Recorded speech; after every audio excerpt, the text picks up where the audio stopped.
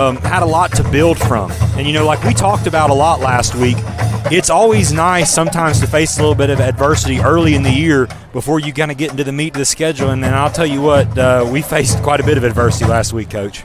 We did. They came out and kind of hit us in the mouth, and they just kind of kept doing the same thing, and kind of pulled away. And it's year two under their new coach.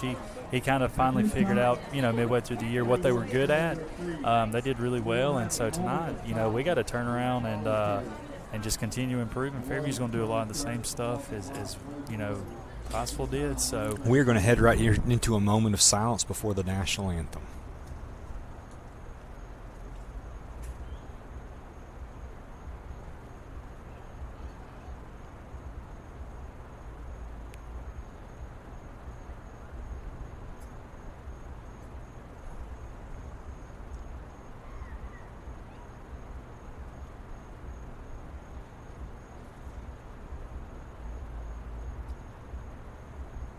Thank y'all so much. Thank you guys for pausing with us for the moment of silence. And we will listen to the Fairview Aggie Marching Band perform the national anthem.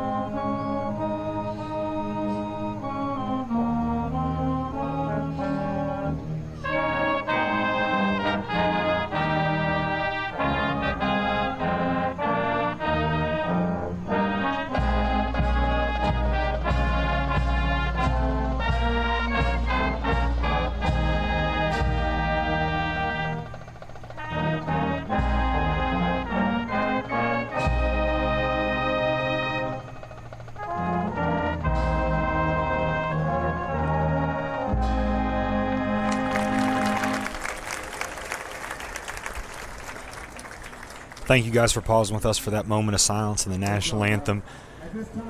Tonight, the Tigers have already taken the field. We are waiting on the Aggies to come out of the locker room. We do have our captains in front of us. Coach O'Donnell and I are going to be on the far side from the home press box this evening. But, Coach, again, going back, talking about last week, we kind of got punched in the mouth. But at the same time, there are a lot of things for us to learn from, and I think that this week's going to be a good week to get things turned around, try out a few things here and there because, again, we got Russellville coming in next week, and so everything is still in front of us in regard to our playoffs. No, you're exactly right. Coach Snyder really talked about, they did have a really good week of practice. The guys responded well to what happened last week, and it's not going to get easier. Fairview, they won the region last year. We're on we're at their home field, and they're 3-0. Had a big win last week over West Point, and so we've got to do a lot of things the right way, get a lot of things cleaned up from last week, and I feel confident that we're going to do that, and just got to win the line of scrimmage tonight, and hopefully put our best foot forward. I think you said it as good as you could right there. The biggest thing is going to be, can we just go out and compete? We're probably going to face some adversity again tonight. They have a very, very good running back, ran for about 2,000 yards last year, and he's back again this year and is going to be looking to lead the Aggie offense here against the Tigers tonight. But at this moment, we have the captains walking out for both teams. Captains tonight for your Tigers, number 5, Alex King, number 71, Landon Snyder, number 77, Landon Combs, and number 76, Braden Nichols. Looking across the field for the Aggies, captains number 16, Zayden Cruz, number 21, Jace Stevens, number 15, Colt Redding, and number 53, Braxton Brown. both sets of captains are currently walking to the logo at midfield. With us being the visiting team, we will get to call the toss. Coach, you going heads, you going tails right here? Tails never fails. Tails never fails. It seems like that might be the best move right there. We'll see what happens. We are going to cut down to the field and see if we can hear about this coin toss. Here's what your options are. Everybody stand. Y'all see anybody getting out of control, y'all calm them down so we don't flag them, okay? Yes, sir. You're the visiting team, you're going to call it. You want heads or tails? Heads. He's called heads. If I drop it, we'll flip it again. It is tails. You have won the toss. We want to see. Want the ball. Which goal do you want to defend? This one. Put your back here. Y'all turn and face. Aggies won the toss. Right here we'll receive. All right, guys, go check in. Get the team. Good luck to you.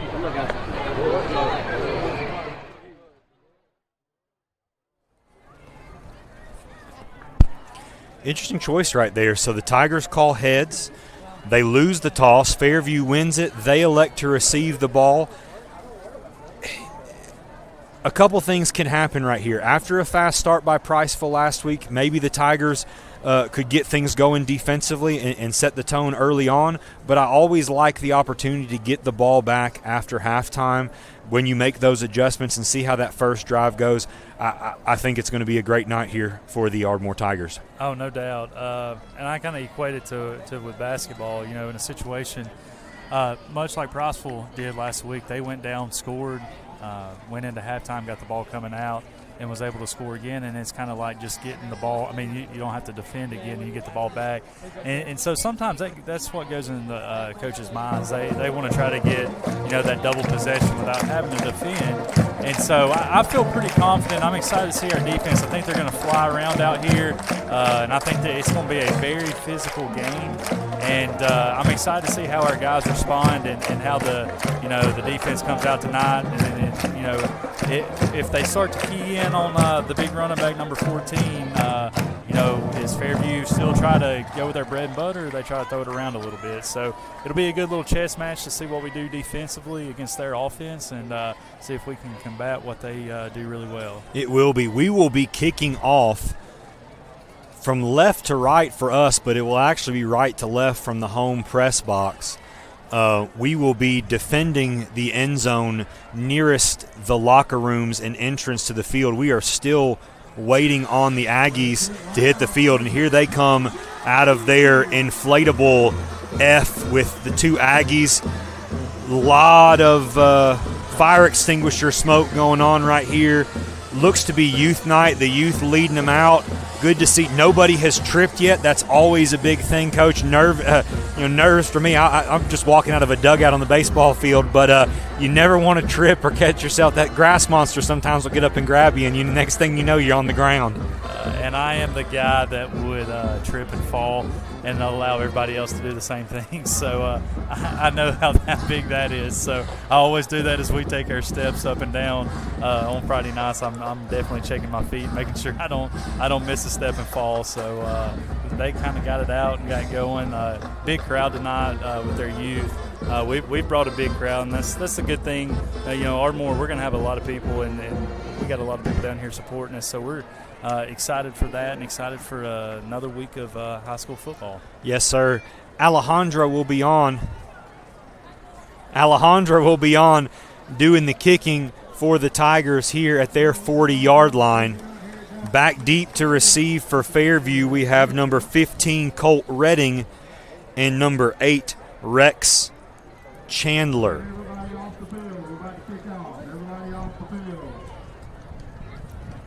Got to get off the field. You got the youth cheerleaders here. Don't want anybody, boy, got to keep your head on a swivel right now.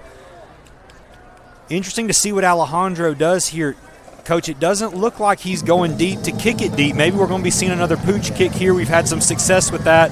Yes, he does. He pooch kicks it. It is fair caught at the 33-yard line by number 5, Connor Scott. And here comes the Tiger defense. We have our starters. At defensive end, number 77, Landon Combs. Nose guard, 35, Colton McCormick. DN, 72, Aiden Ellis. Our linebackers, number 4, Austin Kanzler, number 8, Tyler McKnight, number 32, Braden McKnight, both McKnight brothers out on the field together, number 9, Azriel Lozano, number 25, Lucas Green. At corners, you have Caden Kyle and Noah Stafford, and at safeties, you have Logan Newman and Ronnie Pilot. Here we go. The Fairview Aggies are lined up, and they hand it off to the running back. Great job of falling down slowly, as bad as I can say that, for number 29, Ronnie Pilot. But my goodness, Coach, when they said that's a big running back, he is every bit of 6'1 or 6'2", 215 pounds. It is going to be a long night of handing the ball off, I think, for the Aggies. I agree with you right there. Big guy, big guy. They hand it off again. Great job of Lozano to slow him down. Lucas Green ends up with the tackle. That is Jake Harper, the running back. But it does appear that we've got him. It's going to be 3rd down and probably a long one right here. What a tone setter if the Tigers can get off the field on 3rd down here, Coach. But at the same time, tackling has been much improved tonight from last week. It looks like we're trying to meet the guys in the hole, and we're just going to hold on and see what happens. A great job right here by the Tigers on the first 2 plays. No, he's, he is falling forward a little bit, but, I mean, just by his sheer size, he's going to do that. But like you said, a great job right here by our defensive tackling early on. And he is off the field on 3rd down. Interesting strategy here. We're going to see what happens. They're going to pitch it to the outside to number 8. Great job by Lucas Green getting the pitch man Rex Chandler out of bounds. It's going to be close. But it does appear that they are going to get it by about a yard. Great job by Lucas Green getting out there. He forced Chandler left and right, but it is going to be a 1st down for the Aggies. Coach, I think we're going to have to take every opportunity without Harper on the field to be able to get those stops. And, again, that was a short gain, just tough on 3rd and 1. Here we go to Chandler again. Great job, big Aiden Ellis, Landon Combs right there making the tackle. But like I said, Coach, if he's off the field, we've got to keep those gains short because he's looking to gain a whole bunch of yardage at about 11 yards a carry for him already this year. No, you're exactly right. And you wonder, there was talk that he may have a small ankle injury, along with playing both ways. They're, looking to limit his, his carries, possessions on offense early, and just as the game progresses. But he's back in right here on this 2nd down. He is. Interesting. Here we go. Some adjustments here. We got Braden McKnight coming up to the line. Handed off to Harper. And there he is. Braden McKnight meets him in the hole and stops him. Swarm of Tigers right there. Coach, Braden McKnight's a name that we're probably going to be hearing for the next 3 or 4 years. That is a freshman out there. And I know that the McKnight parents, both of them, are excited to see 2 of their 3 boys out on the field at the same time tonight. Here is McKnight heading off the field here, bringing up 3rd and what looks to be about 8 for the Aggies right here. And if you are on the broadcast right now, you do see on the far side at the corner spot, number 5, our quarterback, Alex King, who they talked about as just a winning player and wants to do everything he can. It's good to see him out here on defense. Quarterback keeper right here. Great tackle. Great tackle right there by number 4, Austin Kanzler. That's going to bring up 4th down. Interesting strategy here right about the 50-yard line. Do the Aggies look to punt, or do they keep the offense on the field? It does look like we're switching personnel, and the Tigers may be getting off the field right here with 1 first down given up. Looks to be number 21, Jace Stevens, to do the punting for the Aggies. Back deep for your Tigers, the playmaker himself, number 1, Noah Stafford. Interesting to see if they kick it to him right here, Coach. They do. No, they do. It is going to get a little bit of a Fairview roll, but getting everybody out of the way, it ends up being down at about the 15-yard line by number 1, Ernesto Smith. And here we go, our first CB&S Bank first down of the night. Your Tiger offense coming out to the field. And, Coach, like you said it, good to see Alex King out there on defense. I know Coach Snyder and Coach Wales, as well as Coach Holt, have been talking about it, looking to get the best athletes on the field at all times. And, when you have a 200-pound quarterback who can also slip back there and play safety, you want that type of stuff on the field. But glad to see Alex King commanding our offense, Xavier Hawthorne as the deep back tonight.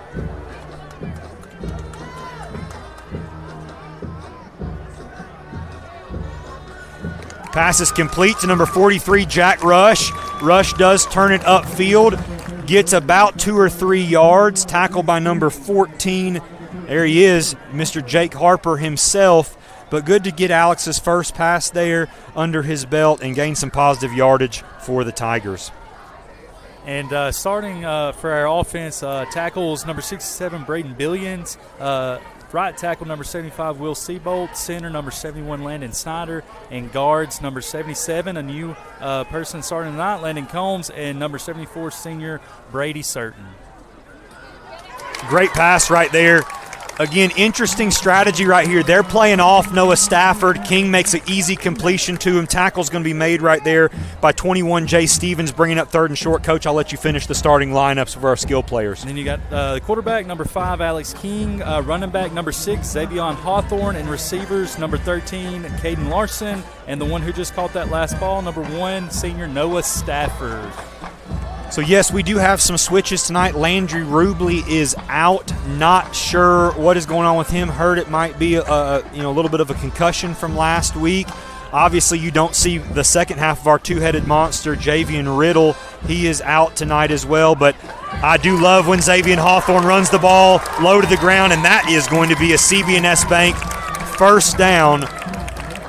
Just a really good job right there of our offensive line going to the defenders and kicking the right end out right here, and Xavion hitting the hole really hard and flying through for a big first down. And we talked about it last week with those third downs. You gotta convert them. If you want to win big region games, you got to be able to stay on the field on those third downs and complete them. And right now we're 1 for 1 on third downs on about the 30 right here. So excited for the momentum we got right here and see what we do next. Yeah, we are. It's always good to get that first down under our belt. Hawthorne with the carry again. There's a big hole. Great job by Xavion. Tackle made right there by number 50. Oh, got to flip my page here, Coach. We talked about him before the game. Number 50, Colby Bentley. They're making the tackle. Brings up 2nd down and 1. Going quick. King hands the ball off to Hawthorne again, and there he is. He is met right there by number 59, Evan Smith, but that is a CB&S Bank first down. And the Tigers are playing aggressive early and taking it to this front 7 of the Aggies. And you love to see that. That's their MO right there is to play physical football and being able to run the football, and we have done a great job. I would venture to say Xavion's up to about probably 24, 25 yards, probably about 7 yards a carry, and that's just things that we did not get last week. And there was definitely, you see some motivation, and we're flying around right now. So we got about 6 minutes left right here in the first quarter on 1st and 10 on the 44. So excited as we get on first. King's going to roll out again. Felt like he rushed that. I think he had a little bit more time there with Jack Rush. Same kind of play scheme that we ran first play of the game. Rush is open. I think he's obviously going to be looking for Stafford deep there, but they're doing a good job of covering him. And we have our first heat timeout of the game. And with that, Coach, we are going to thank our championship sponsors, Westco Incorporated, Ardmore Auto, Douthit Construction, Ruderman, Woody Anderson Ford, Elite Sanitation, Jarrett Walker Construction, Butler Realty, North Alabama Bank, Mark Lee Insurance, First National Bank, Ardmore Cabinet, and Fowler Auction. Thank you again for everything you do for Ardmore football and for the Ardmore sports family. And, Coach, while we have a second, I know that there's a big fan who's sitting at home. I know that he wants to be at this game with us tonight. Saw him in the hallway today. You and I both did. I'd like to give a big shout out to Mr. Walker Witt at the house tonight. Walker, we hate that you're not here, but I told you I'd give you a shout out on the broadcast tonight. So from Coach O'Donnell and I, we hope that you're watching us from the house. Cannot wait to hear your analysis Monday of what you thought about not only this game, but if the Alabama Crimson Tide can continue their positive momentum and hopefully get their second win in a row. So, Walker, we love you, buddy. Hope you're listening in and getting to watch, and hopefully you get to see a win tonight and tomorrow. Yes, sir. Here we go. King should be second down, and 10. King with the keeper. Great job right there. King ends up being brought down by number 59, Evan Smith. And, Coach, like we've talked about, you don't necessarily want to run King a lot, but when you have a 200-pound quarterback, it's nice to switch it up, and he's not afraid to take a little bit of contact. And there's a reason why they're throwing him out there on defense some. I mean, he is a good-looking athlete, and, he's punishing guys on defense, and I feel like defensively he'll do the same thing. But, like we said, big third down right here. It's 3rd and 7. We got it on the 47. So curious to see kind of what we do right here on this 3rd down. Interesting take right here. Both DBs playing back. Oh, we're taking a go shot to Noah. Oh, and it looks like it's going to be intercepted right there. Just overthrown. Gave Stafford a chance, but that safety read it all the way, and that's going to be an interception. It'll be 1st and 10 for the Aggies from about the 12-yard line. Coach, we talked about it early in the game. If you don't press Noah Stafford there on the line, there are opportunities to get him the ball in short setting, but also in that deep ball setting. I like the idea of taking the shot by Coach Wales, just overthrown right there by Alex King, and unfortunately it's a turnover there for our Tigers. And, I don't know what our plan was if we didn't get it, but you can always look at it as, it's a hit, he catches that, we're almost getting ready to score. They do get the interception, but it's played like a punt. I mean, now they're on the 12-yard line. They got to drive 88 yards, and so, it's not all bad right here if we can get another stop. Handoff goes to Harper. He tries to stretch it to the outside. Way to come up and meet him right there, number 14, Logan Newman. But, man, Logan, you got 6'1", 215 pounds, and he's just going to keep going. That was a 1st down. But Newman wasn't afraid of contact right here, and we know he's going to pop. He's going to have more opportunities. But, Coach, Jake Harper is a load. It doesn't. You see, he doesn't do it justice compared to what you see live right here. I mean, he is a big guy. He is out right here on 1st down. They throw, first throw of the game, goes out to number 7, Connor Duncan. Forced out of bounds, what looks to be number 10, Caden Kyle on the far side, going to bring up 2nd down and 2 here for the Aggies. Coach, like we said, if Harper's not in the game, we've got to be looking to get stops right here because he's going to be a load, especially in these short yardage situations. Oh, bad snap almost right there, but they do get it. Oh, ball on the ground. Ball on the ground right here. Oh, man, that ball bounced around. My goodness, that looked like a bouncy ball that came out of the one of those machines at the pizza shop right there, Coach. But unfortunately, Fairview falls on it enough for a 1st down at their 47-yard line. Harper still not in the game right here, but, man, almost a bad snap right there led to a turnover by the Tigers. Hopefully that doesn't bode unfortunate for us coming down the field right here. Redding rolls out. His pass is complete to number 5, Connor Scott. He's going to be forced out of bounds by number 14, Logan Newman. It's going to be 1st and 10 from the Tiger 42. We do have a player down on the sideline. And, it looks like they're playing more east to west as the big man, number 14, Jake Harper. When he's out, they're looking to run wide or stretch the play out with some passes. So we've done a fairly good job right there of defending those and being physical when we hit them. But they've kind of got a little bit of momentum right here as we got 3 minutes and 48 seconds left in the 1st quarter with them driving on the 42-yard line. Oh, nearly a bad snap again. Handoff goes to number 8. We do have some flags, though. Handoff goes to number 8, Rex Chandler. Tackle made by number 14, Logan Newman, but we do have a flag from the back judge. Coach, at worst, you'd have to think these are offsetting penalties. Was that a face mask there late? Did that look like, or it might be a horse collar? I didn't see a face. I would imagine it was one of those two. I didn't necessarily see him either grab the face mask or the horse collar, but we'll wait for the call. They do call it a face mask. So those are going to be offsetting penalties. So it will bring the ball back to the original line of scrimmage. Coach, Logan Newman is out there on the struggle bus right now. I'm about 112% sure that I just watched him throw up and then make the tackle on that last play. So giving it all we can, but he's getting off the field right now. Number 13, Caden Larson, is in the game at safety. Hopefully we can get Newman hydrated up. I think it's just one of those things where overhydrated, you're running the whole lot, something comes up, and all of a sudden that taste is in your mouth, and you never know what's going to happen. But he's on the sideline. Harper back in the game. Oh, Kanzler gets in the backfield. Great job by Azriel Lozano right there. Also met by number 5, Alex King out there making the tackle. Great job corralling Harper there for 2nd down and 9. And, we talked about last week, they were able to hit the corner and turn the corner and get upfield. And tonight, early on, they're not able to do that. They do get a couple yards every once in a while, but they are not hitting those big, long home runs like they were last week. And so that's really good for our defense. They are not. Good to see Braden Nichols in the game there at nose guard. Again, between the tackles, Harper is brought down.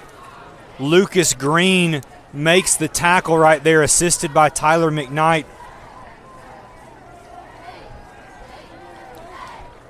And here we go, 3rd down and 7.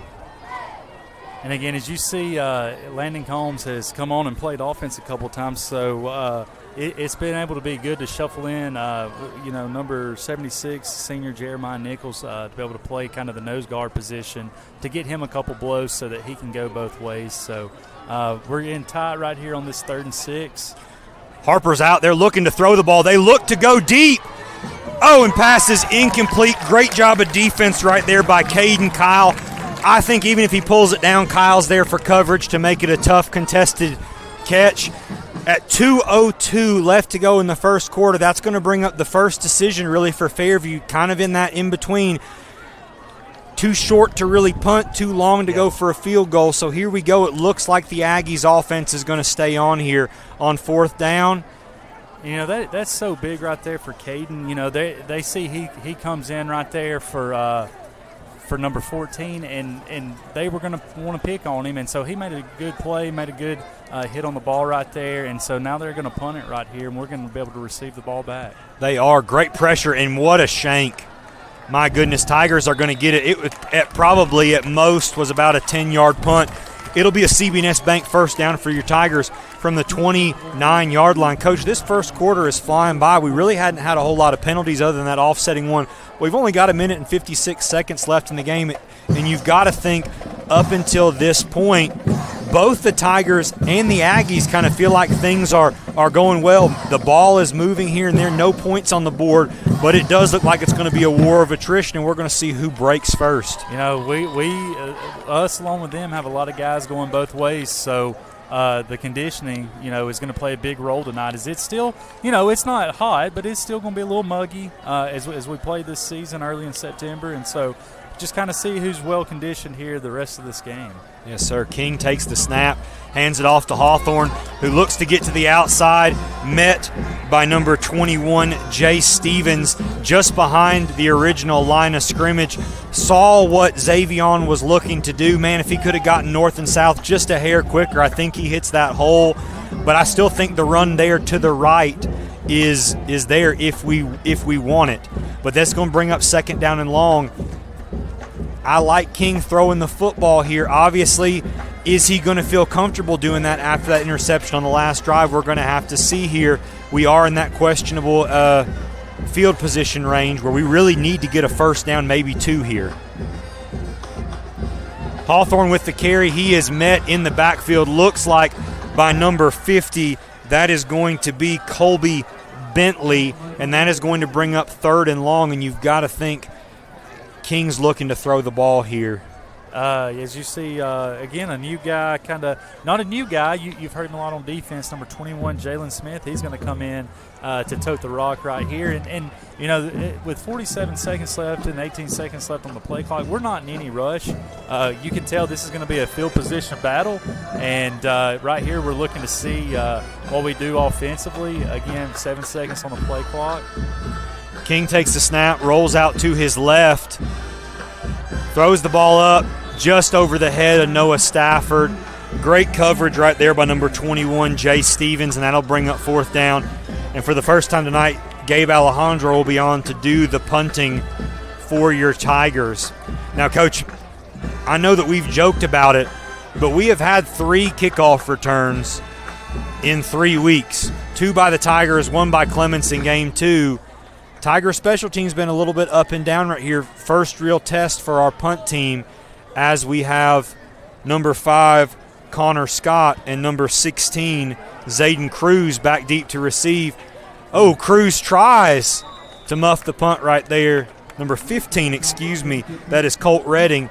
He is going to down it there at about the 34-yard line of the Aggies. But, man, we nearly got a gift right there, Coach. Special teams, great job of coverage. We did. It's good to see number 14, Logan Newman, back out there on that coverage. And they sit 2 guys back there, so we have to be very cognizant of where the flight of the ball is at and which side it's on. With having 2 guys, we had to be really aware. So we did a good job of getting down there, covering it, and making them have to fair catch it as they get on this first down right here on the 34. Yes, sir. Keeper right here by the quarterback, Redding, and he is going to get downfield. Great job by Logan Newman getting over from his safety spot. Redding is going to get a first down. It'll be 1st and 10 Aggies from the Ardmore 39-yard line. Coach, they've not had a lot of success running to the edges, but so far running off tackle to that left-hand side of the line, they have had some success both with running back and now with the quarterback. That was a really good hole set up right there by the offensive line, and he hit that hard, and he was off to the races as we have a whistle at the end of the first quarter. That is going to be the end of the first quarter. And heading into the end of the first quarter, it is your Tigers 0, Aggies 0. We will head into our first break here. This is Tiger Football on the AHS Sports Network.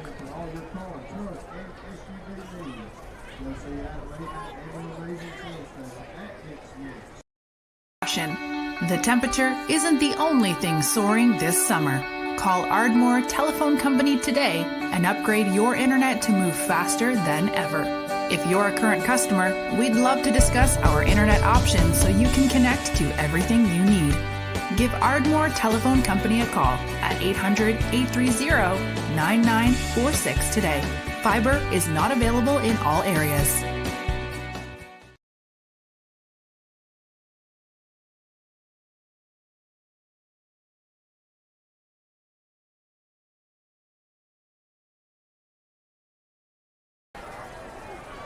And we're back here at the start of the second quarter here at Dafford Smith Stadium on the campus of Fairview High School.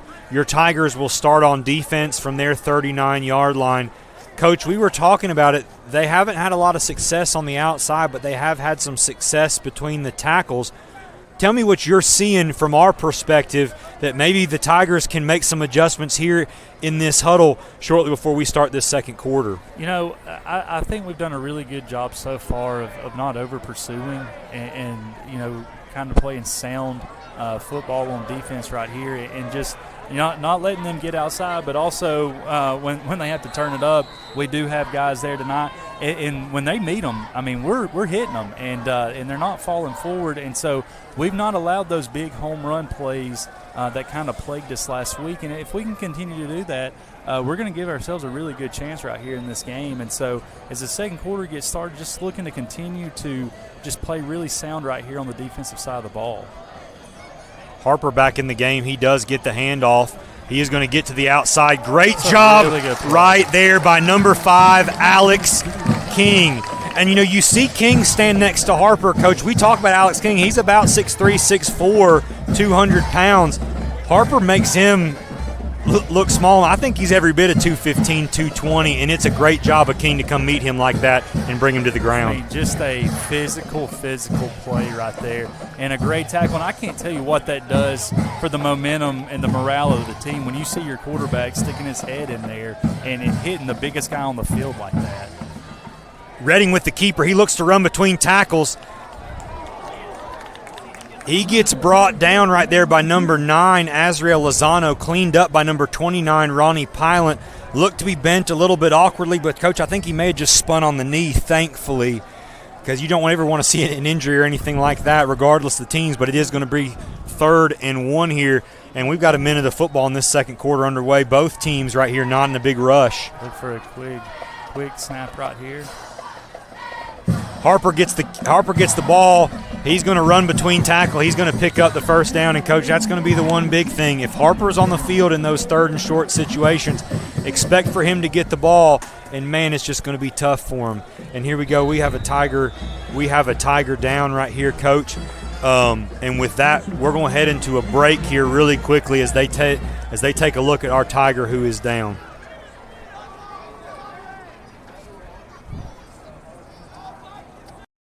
Bank is a name everyone in the community will recognize.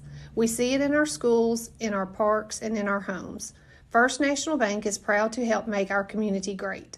I am First National Bank Vice President Crystal Tucker, and together with my team, we have over 120 years of hometown banking experience. We love to help represent First National Bank in our community, and we would love to be your banking partner. First National Bank, making communities great.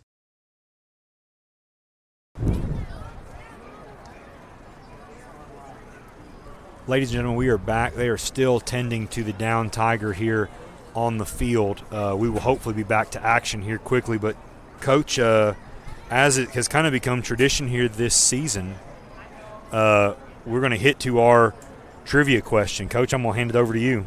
All right. Your question for tonight is sponsored by Lindsay Lane Baptist Church. The question is it's good to see number 4 Austin Kansler getting up.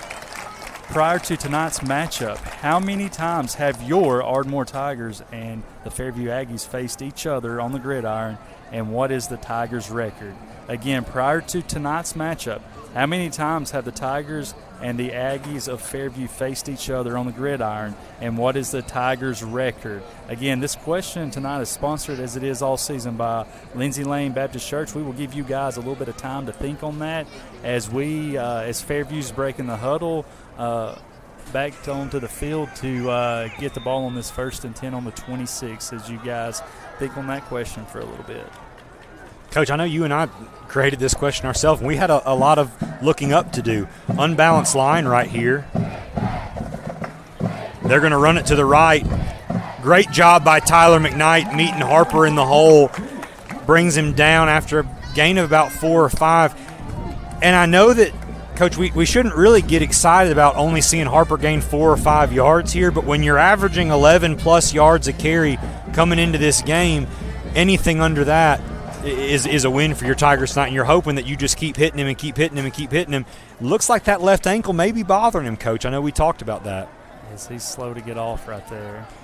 And there we go. Handoff goes to number 21, Jay Stevens. Tackle made by number 8, Tyler McKnight. Number 35, Colton McCormick. Coach, I'm not going to lie to you. I'm pretty sure he just came down by his face mask, but there are no flags on the play, and so if there's no flag called, it's not a penalty. That's right. We'll take it. As you can tell, this will be kind of something to monitor the rest of this game, as 14 has been injured, but I think he just kind of plays injured. So curious to see how he's feeling as he cuts it, if he gets the ball in the next few. Redding's going to roll to his left. They are looking to throw the pass. Pass is complete to number 5. Connor Scott, forced out of bounds by number 1, Noah Stafford, but we do have a flag on the play. Looked like on the tackle. Coach, the only thing I can think of is a late hit right here. But to me, again, from our vantage point, it's tough to tell, but to me, we just got him out of bounds right there. Yeah, I couldn't really tell if somebody else may have came in and flown in and hit him after. It was kind of hard to tell from our angle, but obviously they saw something, and they're going to get moved up, and we're looking at maybe a 1st and 10. Coach, I think it's going to be 1st and goal from maybe right at the 5-yard line, if not just a little bit in. Oh, and we got another one here. I don't know. Came from the back judge. That came from the back judge. I don't know who he called that on. That's a really quick that's a really quick flag right here. Again, you hate to say it as a baseball coach, and Coach, I know you as a basketball coach, it's tough to come down to Coleman County if you're not from Coleman County and play teams down here, especially with some home referees. I'm not going to suggest anything, but these Coleman County refs sure do love some success of their Coleman County boys, and that was a really quick flag. And if that was called on Azriel Lozano, that's a shock to me that he gets an unsportsmanlike conduct penalty. And the good thing is with it, them being so close down to the goal line, it's really only going to be hypothetically a 3 to 4 yard actual penalty. It'll be half the distance to the goal. So instead of being first and goal from the 4, it'll be from the 2. So maybe we got out kind of some of the thoughts that we may have had about some of those calls. And, so they'll just get it maybe 2 yards bumped up. So we'll have first and goal on the 2-yard line. Quarterback keeper right here, and he is into the end zone. Redding on the keeper into the end zone for a Fairview touchdown. You hate to see such a good drive on defense. I mean, a great play call right there on the pass play completed by the Aggies. 2 back-to-back penalties, unfortunately for the Tigers, cut the distance down tremendously. And here we are with 9 minutes to go in the half, down 7-0 with number 15, Colt Redding, Mr. Do-It-All, on to kick the extra point.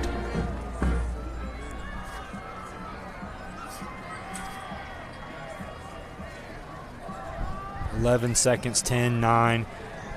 Snap is up. Redding's kick is up and good. And like we said, with 9 minutes to go in the half, it is Fairview 7, Tigers 0. Coach, even after a drive like that where Fairview kind of moves the ball down the field, the Tigers have had success tonight. I wouldn't by any means count them out when it comes to coming and matching a score right here, but you've got to go out and send a message here and maybe hold the ball here for 4 or 5 minutes, because Fairview did get down the field pretty quickly and score here in the second quarter. Yeah, and when you have so many guys playing both ways right here, it gives them a little bit of time to get some just time off on the side to get hydrated. Maybe I saw some guys coming down with pickle juice to kind of combat maybe cramps and fatigue. But you just stay with your bread and butter. You do what you've done all year. Jalen Smith came on right there, one of the last possessions. Thought he did a really good job. Something we did mention of pass blocking. That's such a big thing that kind of goes unseen is running backs having to pick up blitzes and be able to pass block. And I thought he did a really good job on that last third down. And as we come back on the field after this kickoff, whether we have Xavion or Jalen out there, just kind of to see what we do as Noah Stafford is back and Xavion Hawthorne is back to field the kick. Interested right here to see what they do, if they kick it long or kind of pooch it. Redding's going to tow it. Fair caught. Judah Wise right Really there good with the job fair by catch. Judah. Good job by Judah, not panicking, getting that hand up, fair catching it, getting underneath it. It'll be a CB&S Bank first down for your Tigers from just inside the 40-yard line. They are going to mark it at the 39. I thought it was going to be a little bit closer than that. But here we go. Alex King leading the offense back out on the field. It looks like Jalen Smith and Xavion both are going to be on the field. Jack Rush appears to transition back to his tight end spot where he had been early in the game, but you have Xavion, Noah, and Larson here out wide. Jalen Smith in the backfield here as we start with 9 minutes to go in the half. I don't know if they'll do this right here, but Alex does a really good job of throwing across his body. Wonder if one of these guys kind of comes across the middle right here. Great job by King adjusting. Xavion continuing with his route. Shoved out of bounds there after about a gain of 4.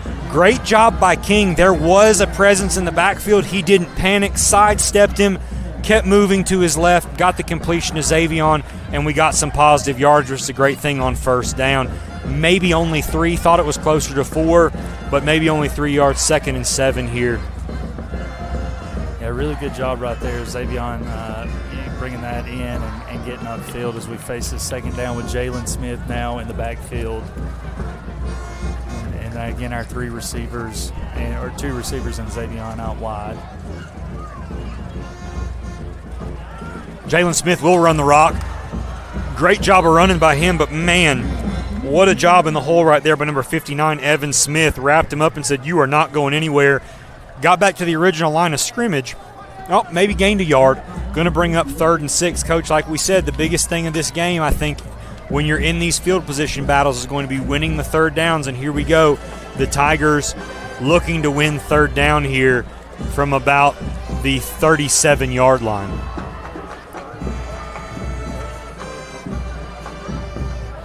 Oh, pass is incomplete, intended for Hawthorne. Looked like King wanted to get rid of it a little bit later, but had to get rid of it quickly. And here we go, 4th down for the Tigers. Gabe Alejandro on to do the punting again. Coach, we've been stymied a little bit right here by the Fairview defense. I don't want to say they've done anything crazy right here, but we've kind of stalled after that first possession when we got several first downs. Here's hoping for a stop right here. Punt is going to be fair, caught at the 31-yard line by number 5, Connor Scott. And it will be 1st and 10 Aggies from there. Coach, have you noticed anything different from the Aggies from that first possession? Or is it just something where they're flying around a little bit, kind of like our defense, and all of a sudden plays are getting made? Yeah, they just I think they kind of, we hit them a few times, and they I won't say it caught them off guard, but because that's kind of what we are known to do when we hit guys. But they just kind of, did a really good job those last few possessions of being able to wrap up and get us off the field right here. And hopefully our defense can do the same thing right here on this first down. There we go. Whistle before the snap. Coach, I got to think it's an illegal shift. Okay, it is going to be a false start. Look, I thought it might be an illegal shift. Had a lot of motion there in the backfield. That'll be the first penalty that has any real effect on the Aggies. That'll bring up 1st down and 15 from about the 27-yard line.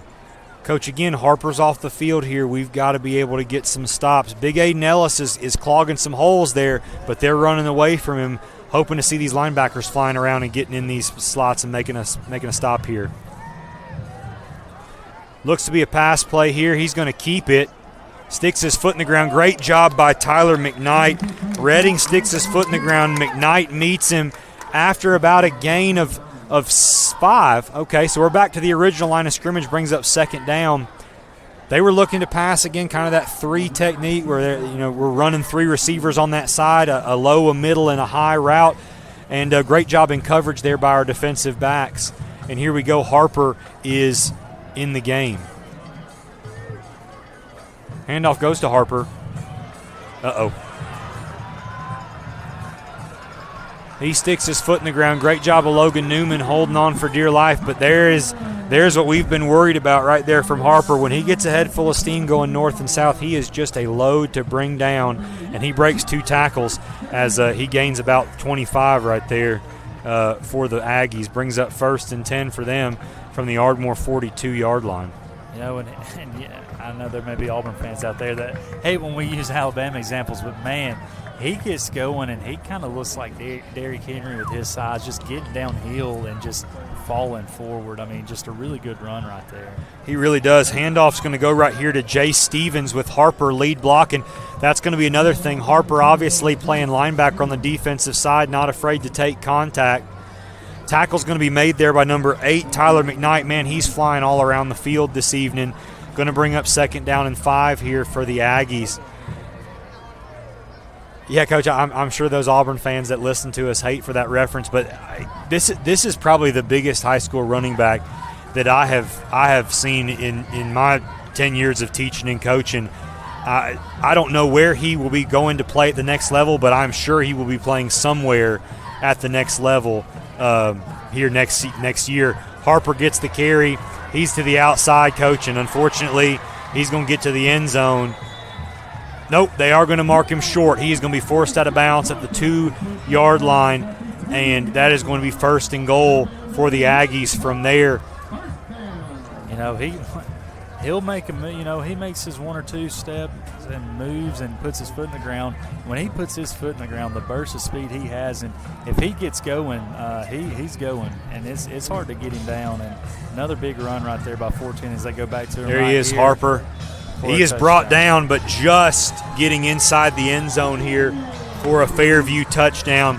And unfortunately, Coach, like we said, the Aggies go down and score once, and sometimes in that battle of field position, that war of attrition, when the floodgates open, sometimes they can open for both teams. Unfortunately, right now, the Aggies looking to go up 2 touchdowns here as Redding comes on to do the extra point. Just to give you guys a time update, we are 6:01 to go in the half, and the Aggies are looking to kick the extra point here to go up 14.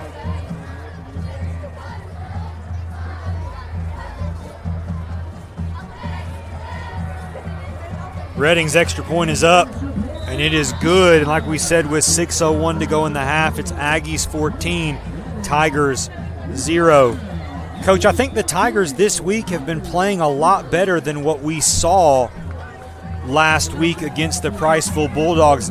No points on the board to show for it, but we are flying around on the defensive side of the ball and at least forcing the Aggies to feel it. I'm hoping that flying around on defense translates to us out here on offense. Yeah, you're exactly right. I think when you look back into the box score and you look at their runs, their yards per carry will definitely not be what Priceville's is, as we are not letting them hit those big home runs. Now they're getting a good bit of yards per carry, but not to the extent that Priceville was last week. And so we're doing a good job of when we hit them, we're wrapping up tonight and bringing them down.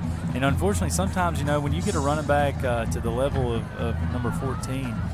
Sometimes he's just going to bust a few, but I think our guys have responded really well to the challenge kind of set out for them after last week. And you just, right here, you hope the offense, when you get the ball and kind of get a first down, and then just kind of slowly. You got 6 minutes, so you don't have to be in any hurry. Kind of give the defense a little bit of time to breathe and just kind of just slowly get down the field. Whether it takes, it doesn't have to be a home run, but just get a little momentum going. Try to get something on the board before halftime and go into halftime with some positive momentum. And then as you come out with the ball, hopefully continue on to that momentum as we get ready to field the kickoff right here with Xavion Hawthorne, number 6, and number 1, not Matthew Stafford, Noah Stafford back deep to field the kick. You got to think Reading's probably going to pooch it right here. Great job of Judah Wise last kickoff of getting that hand up and catching the fair catch before he got a little bit deeper right here. It is going to be fair caught. On the far side, that's going to be Caden Larson. And, Coach, I know it's being hotly asked, but what about that trivia question answer, Coach? Can we go back to that and see what our trivia question answer is tonight? Yes. The question that was brought to you by Lindsay Lane Baptist Church was, prior to tonight's matchup, how many times have the Tigers and Aggies faced each other on the gridiron, and what is the Tigers' record?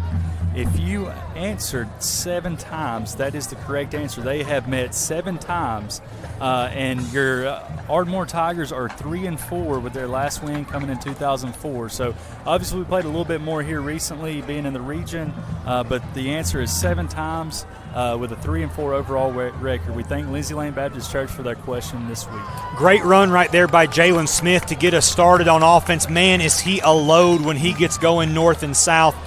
A big group of Aggies right there to bring him down, but that's going to bring up 2nd down and short.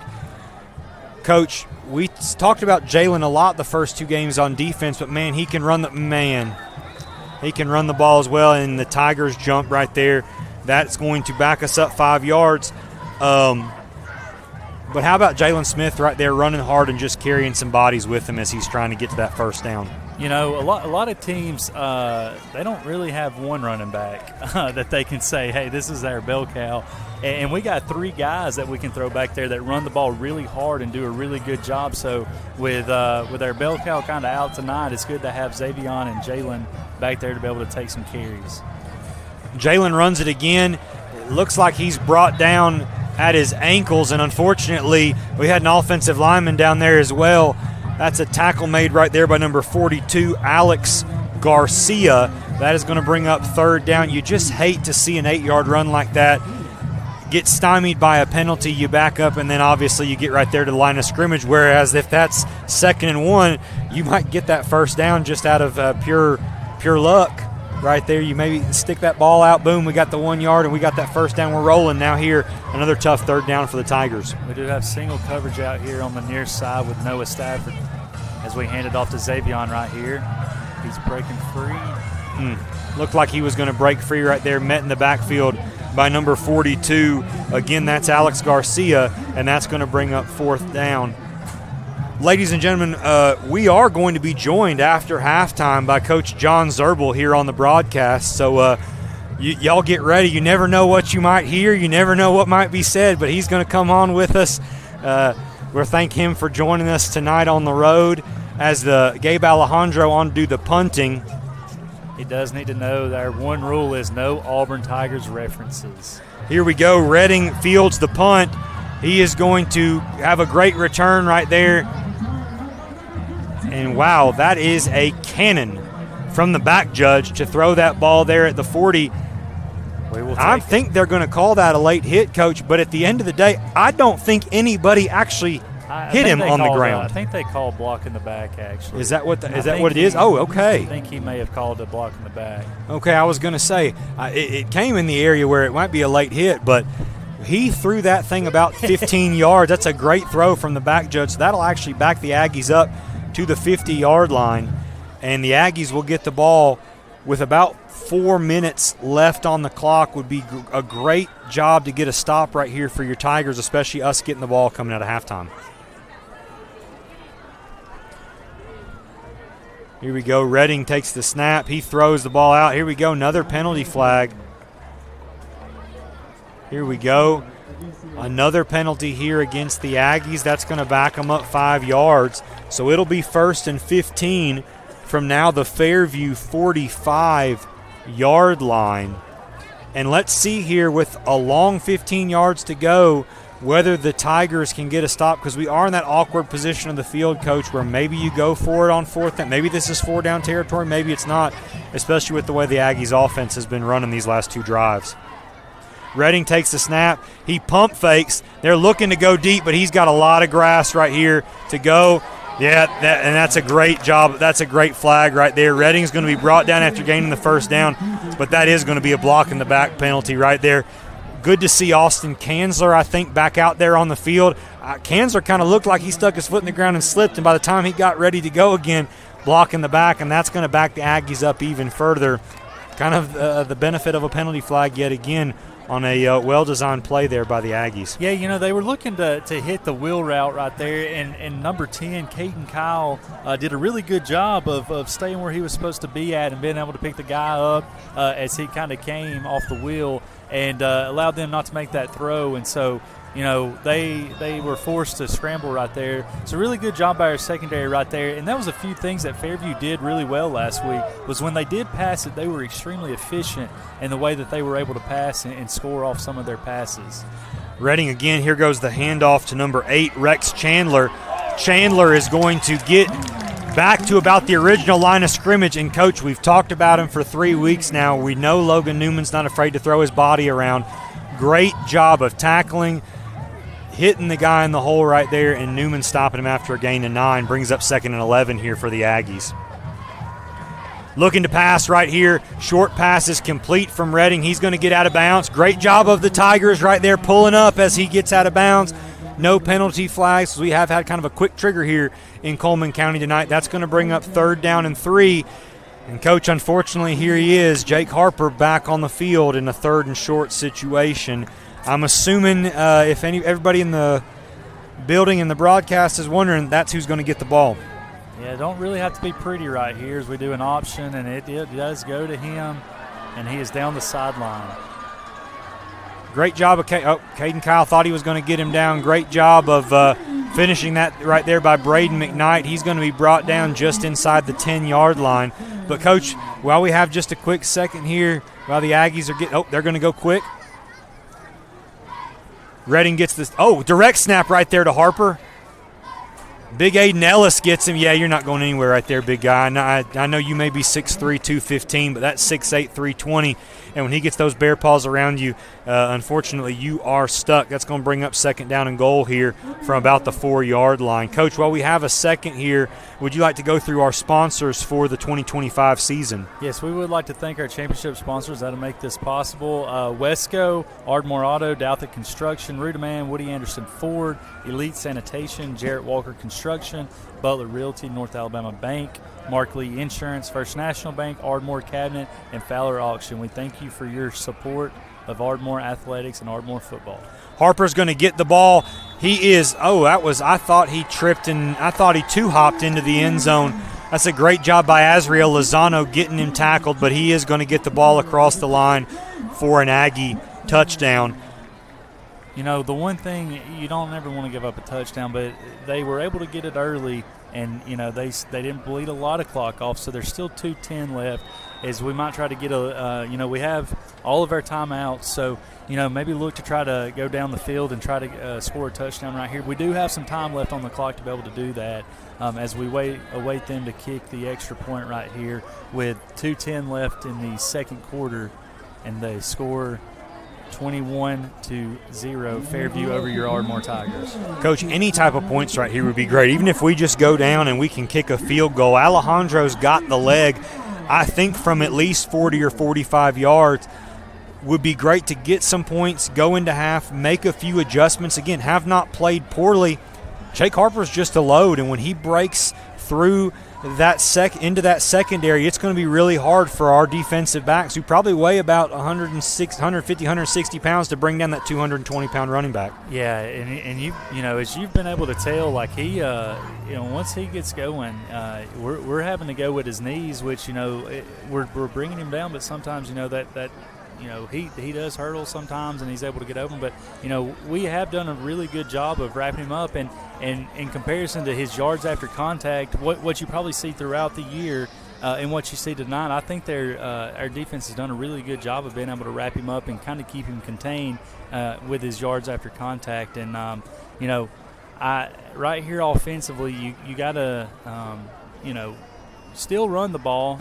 We got 3 timeouts, so we still can run it. We do have the option still to be able to run and pass it, and just try to get a little bit of momentum going, try to get a first down, and then just continue to build the momentum, try to get down the field and score before the end of the half, and then come out with the ball in the second half.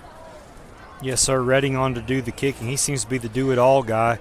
He's going to kick it deeper again. Hazelwood with the fair catch there at the 25-yard line.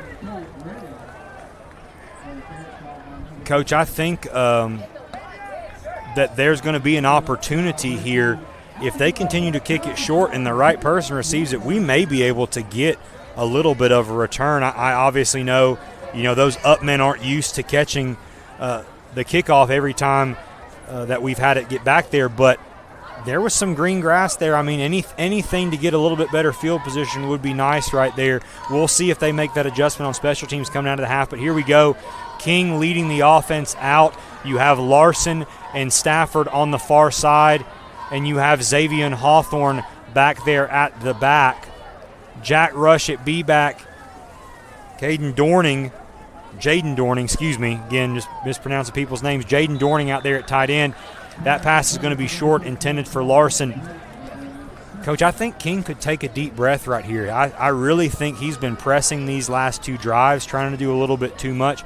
He's getting the ball off extremely quickly, and I just don't think there's a need for it. Let him breathe, throw that ball, give us a chance to our wide receivers, and just pick this yardage down.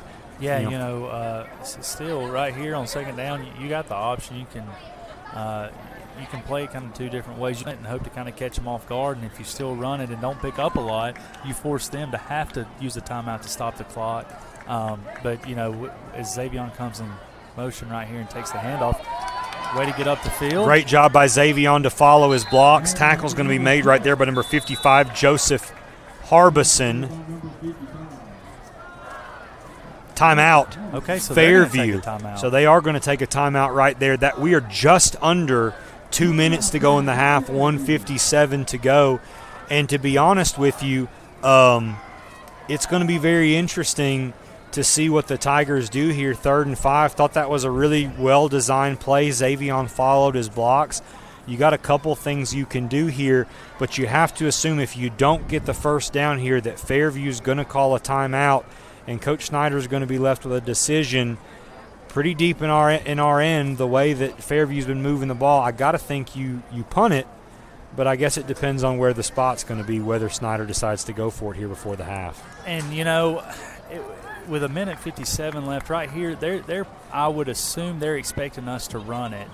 So you might see us pass it right here, hopefully catch them off guard, get a first down, and use it against them, then taking a timeout. And even if you don't, Gabe Alejandro has been punting it pretty well tonight. Pin them back, and then make them have to drive the field again and force them to, hey, if you're going to run it, you're going to have to kind of hurry up and see if they can, if they're going to do that or if they're going to pass, and hopefully defend it really well and take them a little bit out of their comfort zone, and then just get into halftime with it 21-0.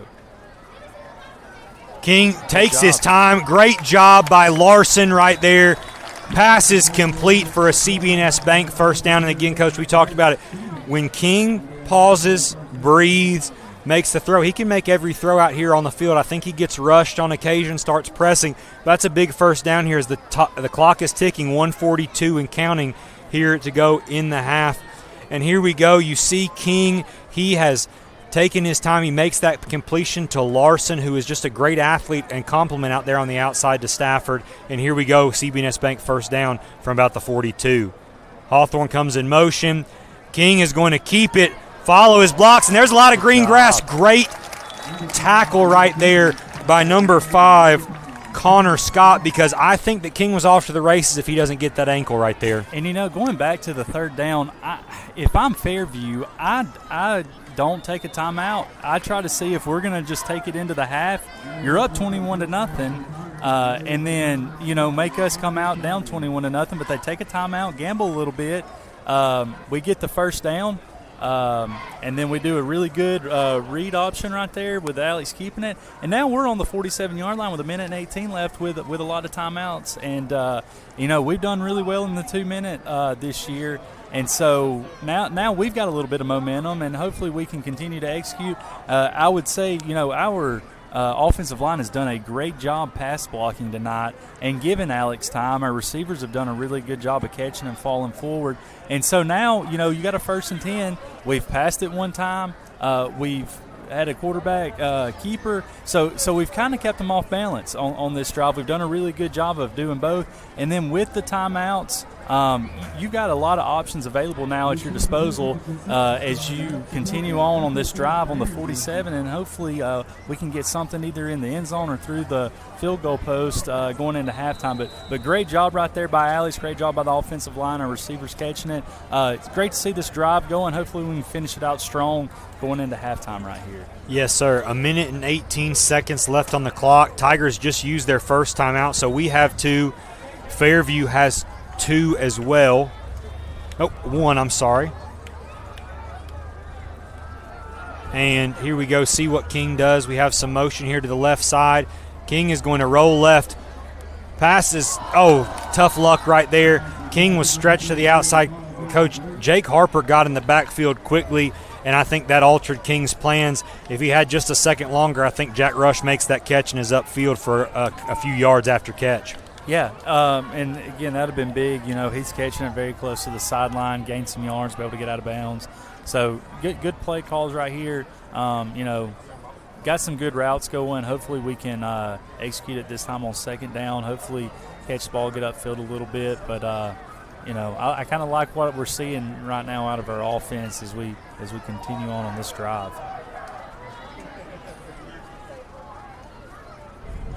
King on the keeper again here, looking to get to the outside. Brought down by number 14, Harper. That is going to bring up 3rd down and 10, but we are going to see a timeout taken by, I don't know who was. I'm assuming that's got to be on the Tigers right here, but I'm not sure because at this point we never got a signal on our side of the field. It looked like it was called by the Tigers, trying to give us a chance. We are in 4-down territory right here, Coach. I think you don't have to get everything here, but with just over a minute left, if Fairview's not willing to call their timeouts, I mean, we're in 4-down territory if I've ever seen it. I agree. If they took a timeout, they're being ultra aggressive, so hopefully use that against them right here on this 3rd down. And again, if it's 4th and long, you either can pin them back or hopefully like we did on one of the first few possessions, throw it long. Hope we can come down with it or a possible pass interference. But you got to think if they're taking the timeout right here on this 3rd down, they're going to be super aggressive, probably looking to blitz. So maybe get a quick hitter to receiver, let him make a move, get downhill, and if you do that, you're going to have a lot of green grass ahead of you. And so very interested to see what we do right here on this third down, and with the thought of fourth down coming up in mind. Yes, sir. Jalen Smith is in the backfield. You got to think he's there for blocking purposes. No, he's ran the ball. King's pass is complete right there to Stafford. Great job of getting north and south. Stafford brought down after a gain of about 4. That's going to bring up 4th and 6 or 7 from the 45-yard line. Tigers offense staying on the field here. 29-28 counting down on the play clock. If nothing else here, Coach, we're going to let this play clock run down. If Fairview's not going to call timeout, and we may punt it back to them and say, hey, we're content with going into halftime down 21. We'll make the adjustments and know we get the ball first thing out of the half. No, I agree with you. I think that's what we'll do. I don't even know if we'll try to get up here and try to draw them off. It looks like we'll just kind of take a timeout with about 1 second on the play clock, and then make a decision from there. There it is. What we'll do. Coach Snyder calls a timeout. 15 seconds to go in the half. Coach, you've got to think right here we're probably punting, because you're not going to throw it here, obviously, to stop the clock and give them a chance for a Hail Mary. Probably too far of a distance to run. It looked like Alejandro's coming off the sideline for a punt. But right here you see Coach Walters in the middle of his special teams group going, hey, look, guys, been a little bit hairy in some instances this year. We're going to do this. Make sure you know what your assignments are, and let's get into halftime, and let's come out in the second half and attack them like we know we can. So, yes, Alejandro is going to be on to do the punting. That will be the Tigers', I think, last timeout of the half. It looked like that timeout was called by us, so Fairview is going to have one left if they want to use it. But knowing that they're going to probably have to go 80 yards in 1 or 2 plays, I think they're going to be content with letting this thing get into halftime as well. Alejandro's punt is a booming punt. Nobody back deep to receive. And Newman is going to, and that's going to go into the end zone. 5 seconds to go. Really not bad right there. That runs 10 seconds off. Great hang time right there by Alejandro. Nobody back deep. And really, I think Newman lost the punt, to be honest with you. And then by the time it hit, it took an Ardmore bounce. And next thing we know, it's in the end zone. But 5 seconds to go here. The Aggies are going to get it from the 20. And you have to think they're going to, well, you can't assume anything with big Jake Harper back there in the end zone. But you got to think they're probably going to try and get into the locker room for halftime here. Harper is on the field here. 20 seconds on the play clock, 5 seconds on the game clock. We've spread it wide. Oh, interesting right there. Big Aiden Ellis light on his feet. Tried to jump, did not. Maybe just look to run it right up the middle and then get into halftime. I think so. No, we're going to look for a pass right here. Little flea flick action. And great job by Logan Newman to pick that off. They're looking for anything they can get right there. Pad the stats right there by Newman, get the pick, and we are heading into halftime with the Ardmore Tigers down 21-0. This is Tiger football here on the AHS Sports Network.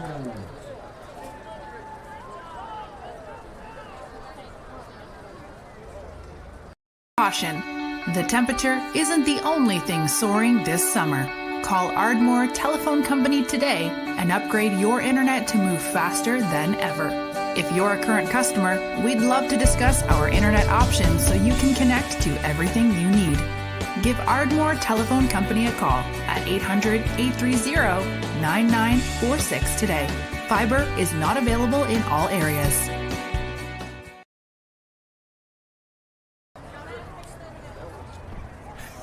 Well, you can cross the band in my mind.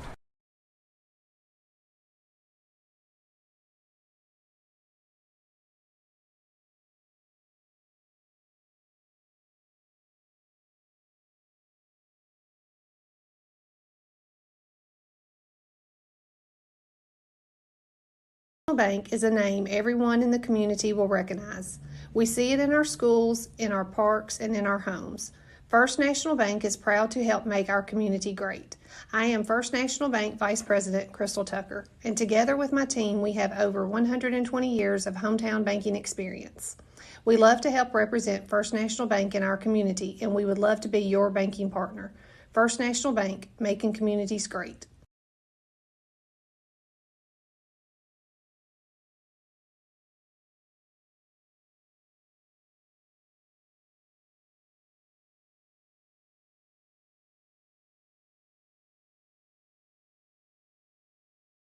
Good evening, ladies and gentlemen. On behalf of Principal Stephen Hall, we welcome you to tonight's performance by the Ardmore High School Pride of Fine Varsity Tigers. This evening, the Pride of St. Line presents their 2025 Corrections Direct Classic, a powerful fusion of rock and symphonic tradition. Tonight's program features the music of Aerosmith, Beethoven, and Chuck Berry, bringing together the variety of rock and the strength of classical music. Then we continue with the overture of 1812, written to Led Zeppelin's Stairway to Heaven. The Pride of the State Line is under the field command of drum major Mason Lee.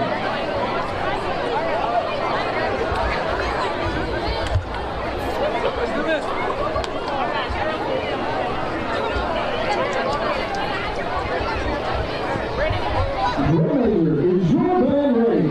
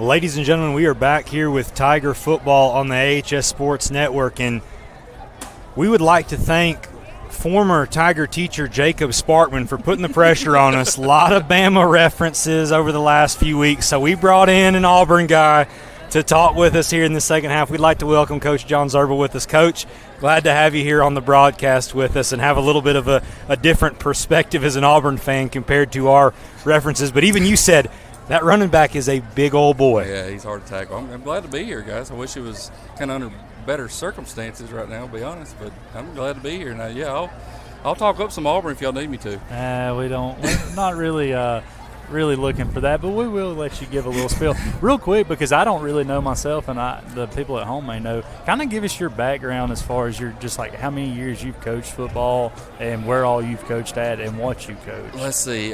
This is year 20 teaching. I spent 2 years teaching and coaching football and baseball at Sparkman High School. I spent 10 years at East Limestone. I coached 9 football there and 10 softball there. Came to Ardmore, coached 3 years of football, 3 years of golf. And now I'm driving the bus. Yes, sir, you are here with us tonight. Yes, sir, you are. We're glad to have you, Coach. I know I tried to get you on a few weeks ago.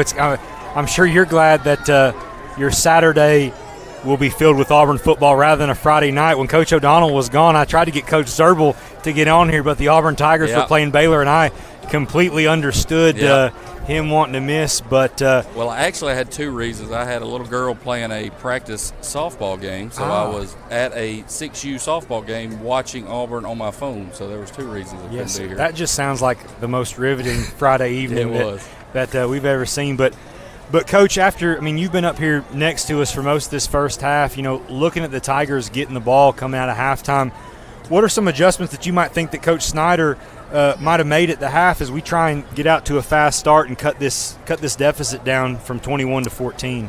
Well, I know we're getting the ball again, but first priority would be find a way to stop 14. He's a good-looking joker, and I don't know. I'd have to look at the tape to be honest with you, but man, and they're a different. The last drive they didn't put him into the end. They look like a different team when 14's not in. They do, because 14 makes the quarterback better. Because now your focus is on 14, so that opens up lanes for 15. But I'll give you this though. 15 has been all over the field. I think he does the kicking on kickoffs. He does the place kicking.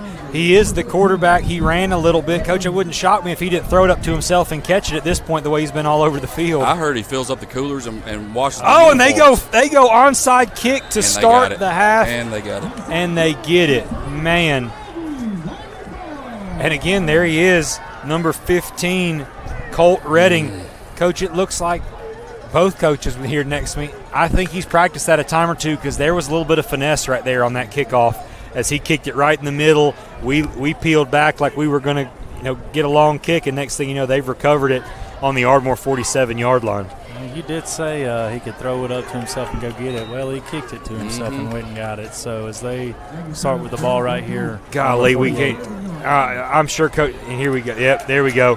That was a small blessing in disguise right there as Harper is trying to take it to the end zone, not knowing that they're not going anywhere. We weren't even on the field and set, ready to go coming after that onside kick. Glad to see that penalty is going to bring it back. It's going to back the Aggies up because, man, that would have been a real punch in the gut, the mouth, anything that you could get right there. But, again, it looks like it's going to be a steady dose of Harper in the second half. And going back to the kickoff, what a gutsy call right there to open the second half, man.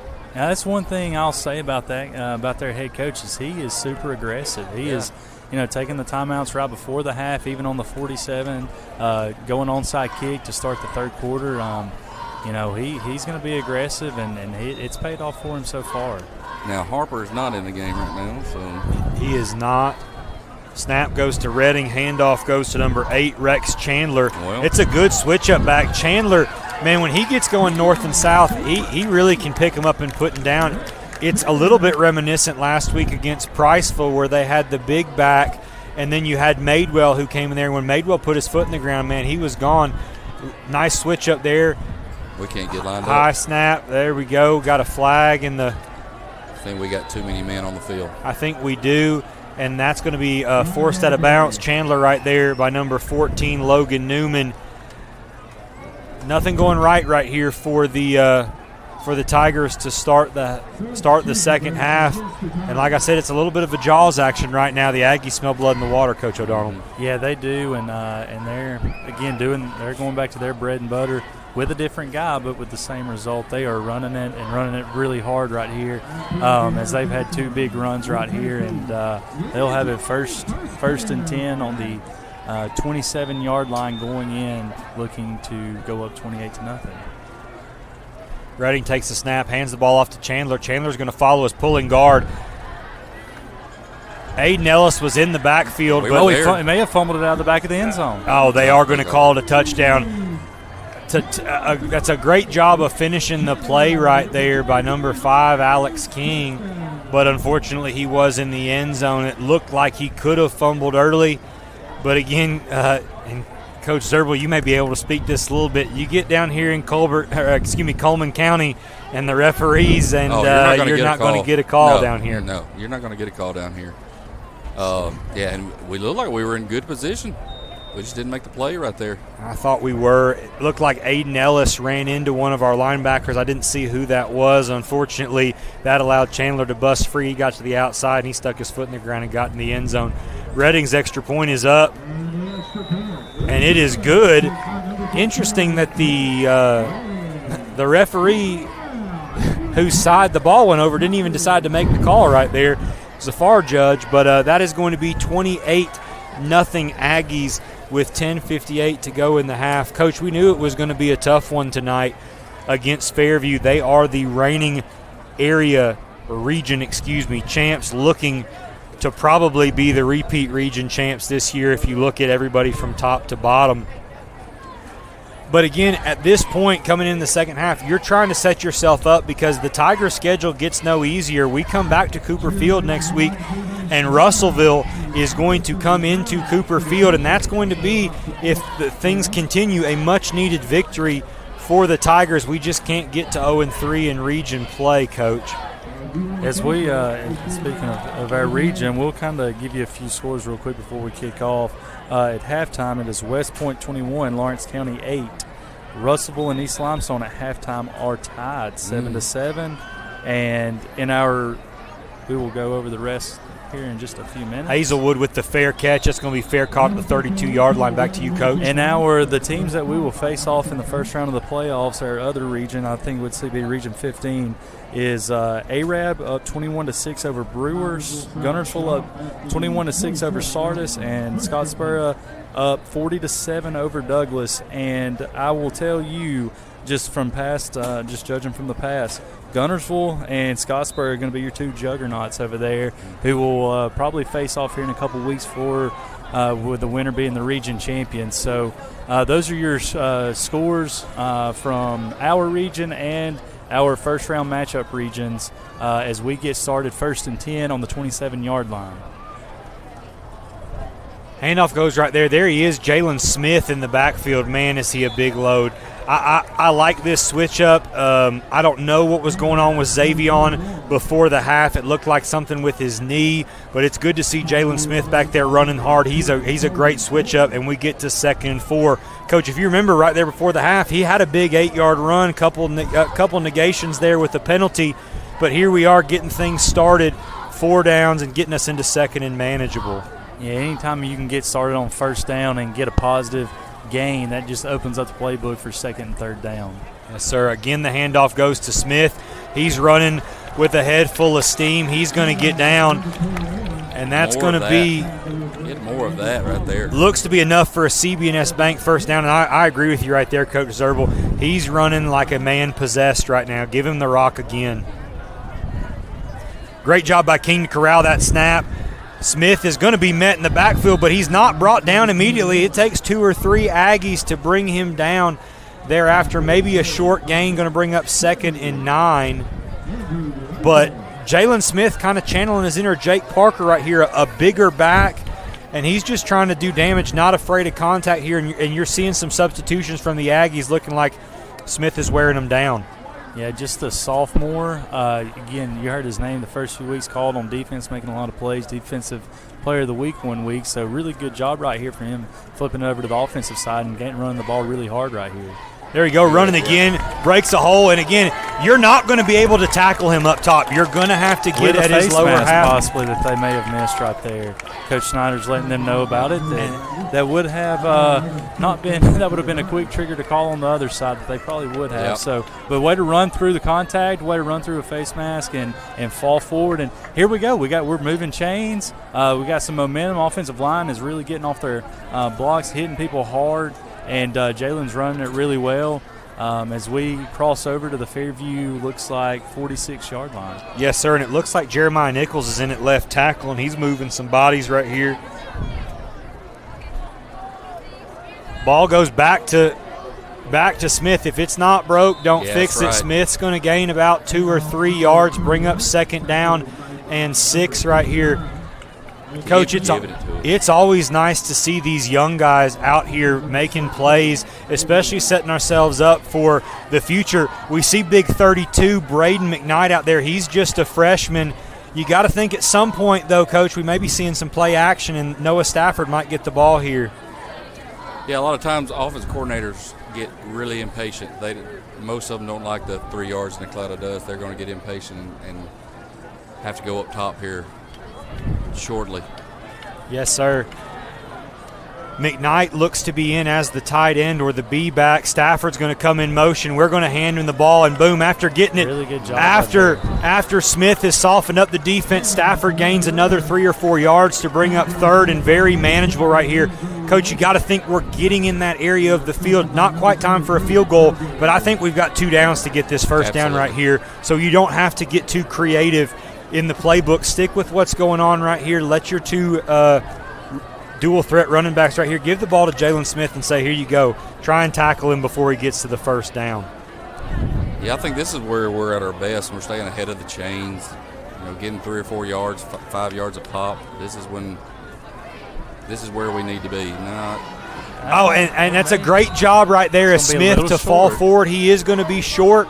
But, again, we talked about it. This is kind of 4-down territory right here. Great job of the Aggies making the adjustment. We had a couple guys pulling from that left side of the line, and the next thing you know, they shoot those gaps in there in the backfield. But still fourth and very manageable right here. This is going to set the tone right here for Coach Wales and Coach Snyder. I think you've almost got to go for it. There's not another choice right here. Yeah, you got nothing to lose right here. Down 28, halfway through the third. I mean, I just think looking right here, Fairview is loading the box. Yes, sir, they are. That free safety is at 6 yards. Yes, sir. And boom, there he is. Larson's great job by Caden Larson. Wow. We talked about it early in the game. Way to take a hit. Tackle made right there by number 28, Aiden Batts. But if King has time to just breathe in the pocket, set his feet, he can make any throw on this field, especially when he's not feeling rushed. And Larson took a big hit there after completing that catch, but great job of getting the CB&S Bank first down. Here we go. King's pass is complete right out there to Larson, and he is going to get hit pretty square up in the back. I don't know if that's a head, if that's going to be a shoulder, getting the wind knocked out of him. But here we go. Tigers taking their time. Notice we are using some wristbands tonight. We hadn't been doing that all year. Interesting strategy from Coach Wales. And here we go, 4-3. Kings takes the snap, and boom, there's Stafford open. He turns upfield. Out of bounds at about the 17-yard line. That'll be enough for a CB&S Bank first down. Coach Zerbel, you watched it. Coach O'Donnell, we wear them down, and all of a sudden the passing game is now available as they load the box. But don't forget right here, Jalen Smith, you get that rock back. You've softened it up, that middle. Jalen may break one here as we break for the heat timeout. Here in the third quarter.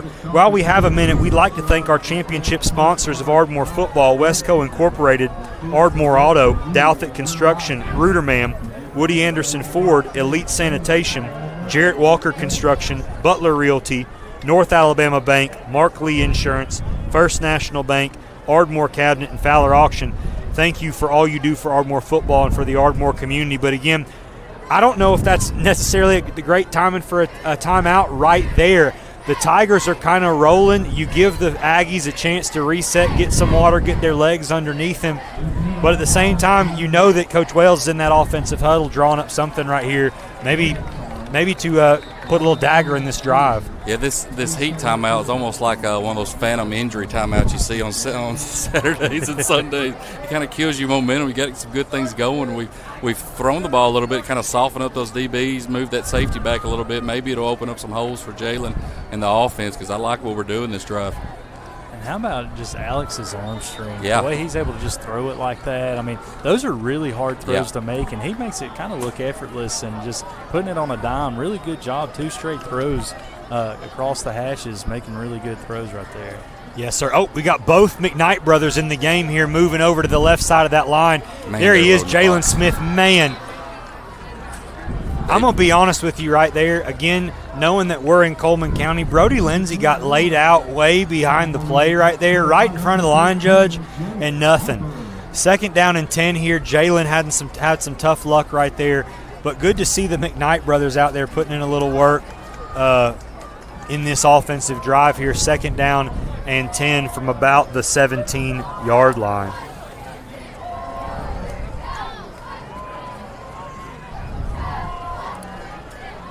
King's pass is complete right there to Noah Stafford. Oh, incomplete. Tough luck right there. Looked to be into his hands and maybe knocked out on the tackle. Going to bring up 3rd down. We are in field goal range. I'd have to get. I know that a field goal really means nothing when you're down 28 to nothing right here. But any points on the board, getting that shutout out from underneath you would be nice right here. So let's hope the Tigers, we don't see anything negative here on 3rd down. Yeah, you'd like to get something positive out of this drive. And Fairview has their entire defense within 6 yards of the line of scrimmage. They are selling out to the run. They really are. It'd be a great time for a slant across the middle to Noah Stafford or something like that. Good call. And that's a great job by number 21, Jay Stevens, getting his hands up. Coach, we talked about it early in the game. You know, if I'm King, try not to be too complicated. If I see them not pressing Noah Stafford and it's a pass play, I can get him the ball because he's quick enough that he can make the adjustments right there. And we are going to go for it on 4th down. Again, you got nothing to lose here. We're setting everything else up, just trying to get experience, get reps in. Obviously a long season still here to go with this only being game 4. But let's see what happens right here. We have Jalen in the backfield to King's left. Both McKnight brothers out there to the right, one at tight end, one at B-back. I think they're going to get us for delay. They are. We are going to have a delay of game right there. That sucks, especially going to make it 4th and 15. I wonder. Going back to the last play call, I like the play call. I mean, we're going to have to do that because they have 8 guys, sometimes 9 guys in the box to stop our running game. So we're going to have to be able to throw the ball at least a little bit to keep the defense honest. We did. We got another wheel. Another. Going to be a timeout by Fairview. And they did look a little like, you know, they were bringing so many. They looked a little kind of offset over here on the side. They had 2 guys out here, but I don't know if they really knew what they were in. And then going back to that last play, it got batted down, but it looked like we had an opportunity to get a big play. So, you know, you're up 28 to nothing. You got 3 timeouts. Never hurts to kind of take a timeout, reset. You don't want to give up anything cheap right here. And so that gives us kind of time to reset, figure out what we want to do. And you know, with the way they've been super aggressive blitzing and single coverage, you know, you may look for a double move right here with Noah or one of our receivers and trying to get it towards the end zone and hopefully getting one in the end zone for a touchdown right here with kind of the down and distance that we've got to go and how close we'll be to the end zone. Probably look for something right there. It'll be 4th and 16 on the 23-yard line. So we will be able to get a first down. It will look, my math's not great, but I would say on the 7. And so very interested right here offensively and defensively to see what happens right And here. from an offensive standpoint, there's not a lot of plays that you have in the playbook for 4th and 16. You're right. No, sir. Tough situation. It is. You got to assume that King is going to throw the ball here. They're coming. Yes, they are. We did a great job of blocking, and that man Harper is just something else, and that's just tough. And I looked like King might have got, well, again, you know where we are. No, we're not going to get that call. Great job by Jake Harper blowing up that play. King was looking to go deep. Going back to that third down play, Stafford was open. And to be honest with you, both McKnight brothers did a heck of a job of stopping the blitz. Stevens just got up in the air on Braden and knocked the ball down. And unfortunately, he just was in the right spot at the right time. That's going to be a turnover on downs. Right there, Ardmore Telephone Company turnover. Here we go. Caden Kyle getting out into position. Harper to Redding's left. And here we go. The Aggies take over from about the 20-yard line. Redding's pass is complete. Looked like it was complete. Stepped out of bounds to number 5, Connor Scott. Very interesting because that was a quick whistle. If he stepped out of bounds, Coach, it had to have been immediately when he got that foot down, if not before. Again, from our angle, we're a little bit lower compared to that press box, and so it's hard to see the far side of that field. But with Harper out there, again, we're geared up on Harper, and that's going to soften up the passing game there for Redding and the Aggies.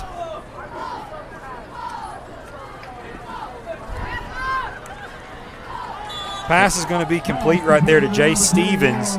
Caden Kyle jumped the route a little early right there. He did. Great tackle right there by Caden Kyle. First down for the Aggies from the 36-yard line. But as you can see with Harper out there on the field, there's got to be eyes on him at all times. And the passing game is open, especially as they spread us 4 wide right here. Great job by Caden Kyle. Tough luck. I think if he'd have gotten there any sooner, that probably would have been called defensive pass interference. But way to meet him as soon as the ball was caught and get a tackle for a short gain. 2nd and 7 here for the Aggies. You're just playing with a fine line, especially as quick as some of these flags have been thrown by the Coleman County referees right here. You don't want to get into any stupid penalties, especially and give the Aggies any more momentum than they already have here on offense.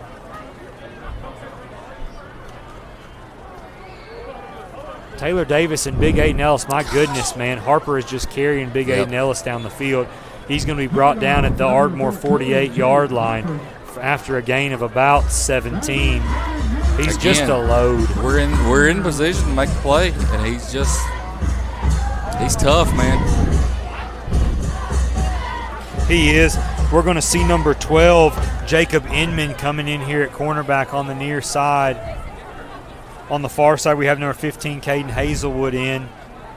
Handoff's going to go to Harper. Great job by Kanzler to blow through his blocks, but unfortunately just can't bring him down. And Harper's got 2 blocks, and he's going to be into the end zone for an Aggie touchdown.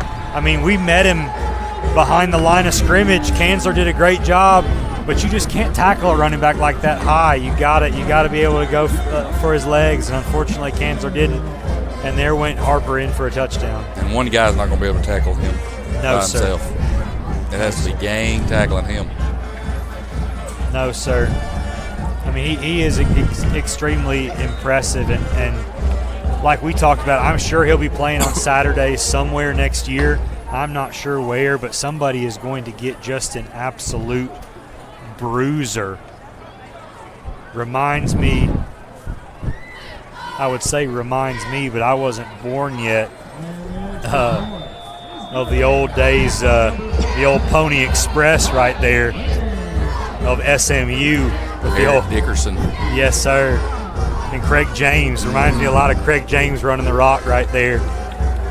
Yeah, Craig as the big bulking back and Dickerson as the finesse back in his own right. But, man, he is something else, folks. And then he's going to turn around and get him a little bit of water and come out and cause havoc on defense. But with 3:21 to go in the third quarter, it is Aggies 35, your Tigers 0.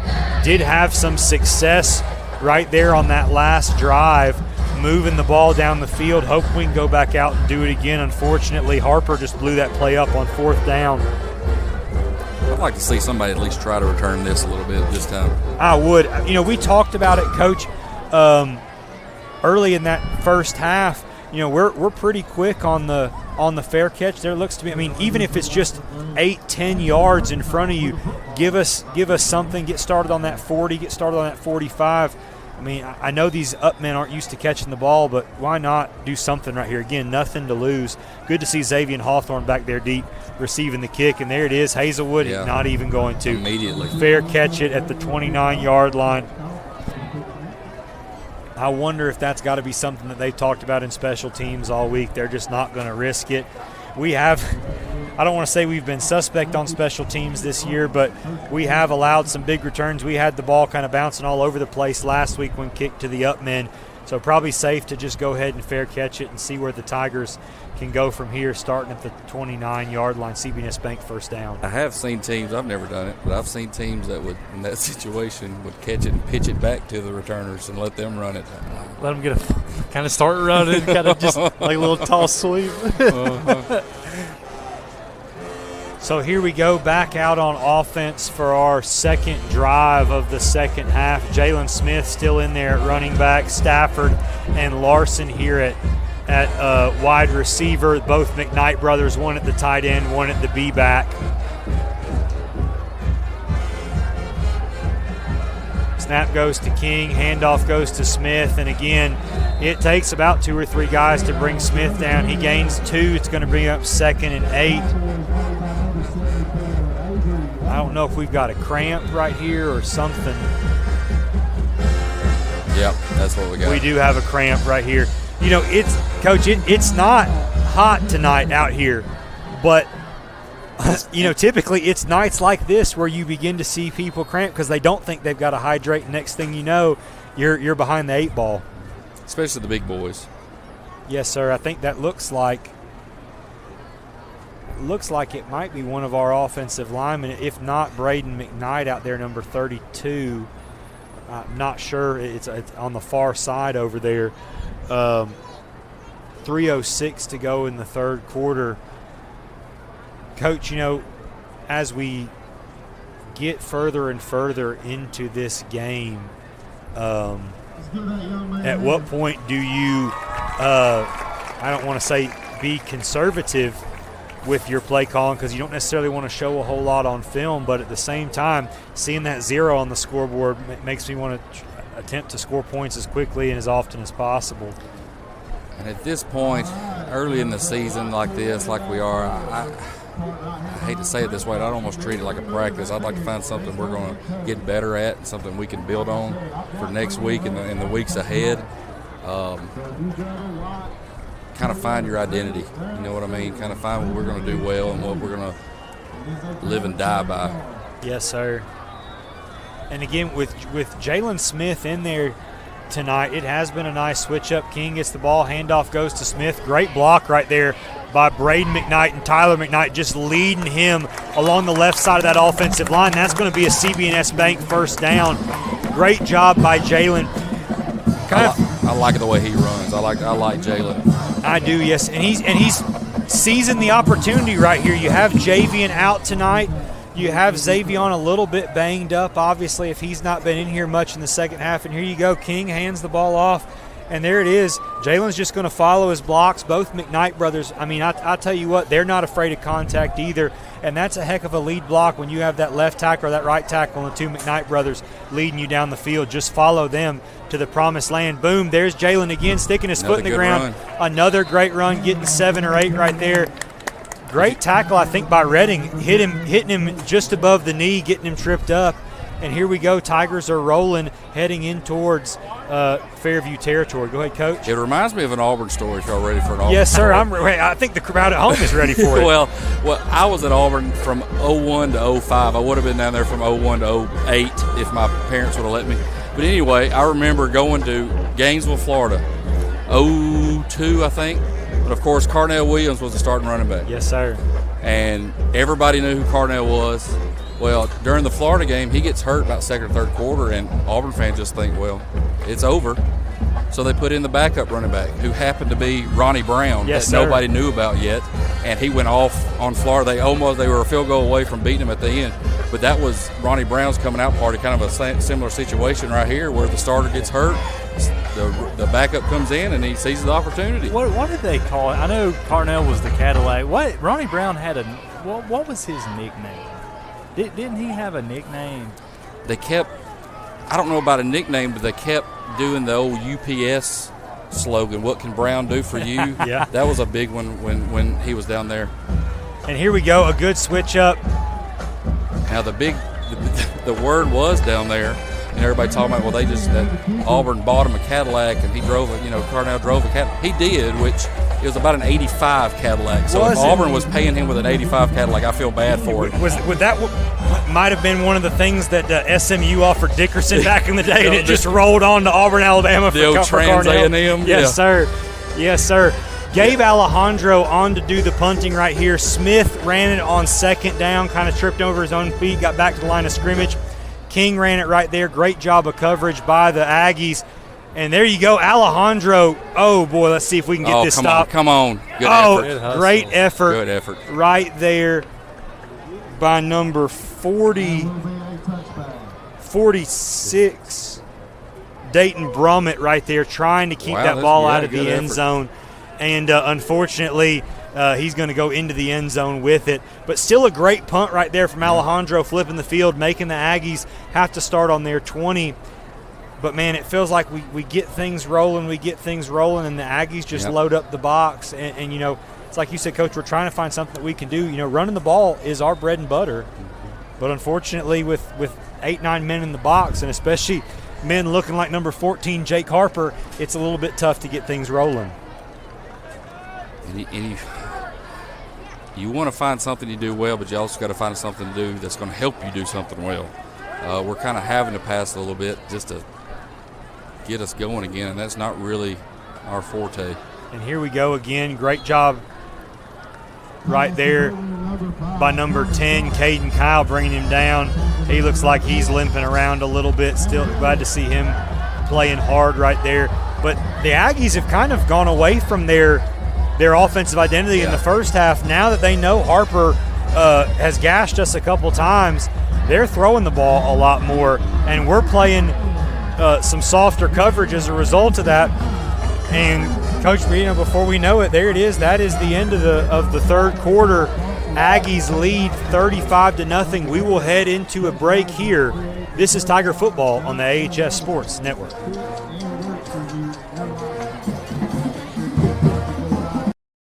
Bank is a name everyone in the community will recognize. We see it in our schools, in our parks, and in our homes. First National Bank is proud to help make our community great. I am First National Bank Vice President Crystal Tucker, and together with my team, we have over 120 years of hometown banking experience. We love to help represent First National Bank in our community, and we would love to be your banking partner. First National Bank, making communities great.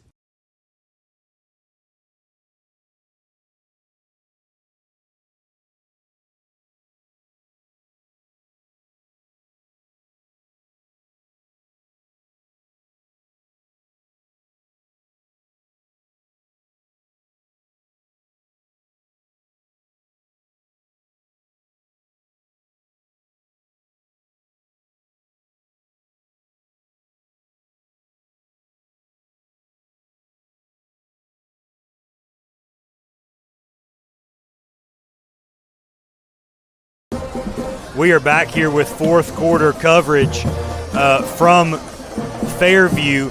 Tigers down 35-0. Coach O'Donnell is standing up here. The cheerleaders have been trying to throw these footballs into the stands for about 10 minutes, it feels like. And Coach O'Donnell is up here. Coach Zerbel, do we think through 8 rows right here, do we think it gets up here to O'Donnell or not? I don't know. The moment of truth. Let's see. They see us. They see us. We're going to see if it happens. I really want to see. If they throw this over the fence right back here, we will call her name out on the broadcast. Handoff's going to go to Ernesto Smith right there, and that's going to bring up a first down. Nope. Okay. They didn't even try. I will say, one girl was up calling for one, and Kendall Lee did hit her right in the hands. It was really accurate, about 4 or 5 rows up. They just flat out ignored Coach O'Donnell. They did. And they saw him, and I know that they saw us waving, but I don't know if that says – I think, Coach, what they're saying is they need to see double-digit wins in basketball, and then maybe you'll start getting some footballs over here. Probably brings back memories of high school. We get ignored by girls, doesn't it? And not getting the ball thrown to me in football. So, two different things right there. So. Hey, here we go. Number 35, Colton McCormick makes the tackle on Ernesto Smith, and that's going to bring up 2nd down and 9. The Aggies kind of switching up some personnel here as we get deep into this 4th quarter. Not sure how much more we'll see of Jake Harper this evening, but Redding's still in at quarterback, and Ernesto Smith is running the ball aggressively here, 2nd and 9 for the Aggies. Rolls out. Pass is going to be complete to number 5, Connor Scott. There it is. Logan Newman coming in to drop the hammer, but we're giving him a lot of cushion. We have a Tiger down right here, and I think he kind of hit our friendly fire. He did. Ronnie Pilot down right here on the sideline. We'll stay with you as we get Pilot. Good to see piling up. I don't know if it knocked the wind out of him. He got hit in the back right there. Newman's coming downhill. Newman's not afraid to hit anybody. They may be in white, they may be in purple, but he's going to lay the boom. And unfortunately, right there, I think that was some friendly fire. And Pilot's over here on the sideline, still feeling it. Yeah, he'll find that out this weekend on film session. Yes, sir, he will. And I believe Coach Snyder invited him to Bible study to watch that film session after it happened. And there you go. Smith gets to the outside. Great job by Caden Larson getting him out of bounds and avoiding Logan Newman, who was coming downhill again. About took out one of our hydration specialists on that one. Great job of being able to get out of the way. We talk about keeping your head on a swivel. Most of the time you don't have to keep your head on a swivel on the sideline, but here at Fairview tonight, boys, you better be ready to go because things are moving quick. 10:30 to go in the half. I know we got out of bounds. I'm assuming that the clock would start running. I don't really know what we're waiting on here. 7 seconds to go on the play clock. And we're still not lined up. We're not lined up. Sloppy execution here. Great job. Braden McKnight, freshman.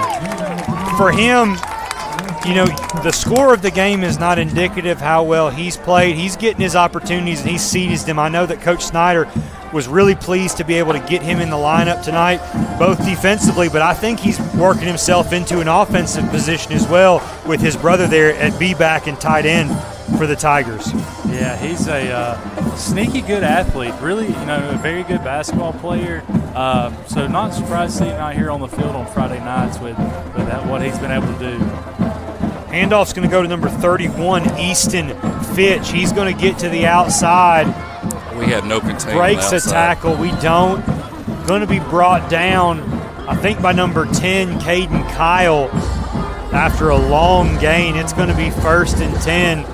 Aggies from the 12-yard line. They are able to get a first down without getting into the end zone. But they are pretty methodically doing whatever they want to do offensively to us tonight. And it's a little bit discouraging without Harper on the field. You would think that the Tigers might pin their ears back a little bit, be looking to make a play, especially because there's only one kid that looks like Harper on the field, and that's Jake Harper. Handoff's going to go again to Fitch. They get to the outside. Lucas Green nearly wraps him up in the backfield, but Fitch is going to be into the end zone. Looked like there we didn't have very much good inside pursuit either. We don't, Coach. It's kind of been the tale of the last 2 weeks. I know it's late in the game. I know things aren't going well. But really, this is where you figure out who's going to be playing in the second half of the season when really those region games truly begin to matter. I don't want to say that this one doesn't, because obviously you don't ever want to go 0-2 in region play, especially in a small region like ours. But knowing you got a region game next week and then you got 3 after the bye week, Coach Snyder's got to figure out who's going to be in rotation. It's going to be those guys that are giving maximum effort, not loafing around, pursuing, doing everything that they can right now. And maybe, Coach, you said they're trying to look for things to get better at. execution and hustle might be two of those things. These are character situations. You're finding the character on your team who takes this situation and still goes full speed. Character is what you do when nobody's looking, and the film's going to see who's hustling and who's not, who's giving effort and who's not. And these coaches will find it too very quickly. Yes, sir. It is very interesting too, because you look over at that other sideline, Coach, and Fairview, by the numbers, has a much smaller team. Yeah. Like, not size-wise, but the number of players on that sideline when that starting 11 now is much, much smaller than we have at Ardmore. Obviously I know being in front, especially up 42-0 with 9:03 to go in the game, means guys are wanting to play really hard because they know that opportunity's coming. But you would think we would be a lot fresher and still be hustling on and off the field here late in the game.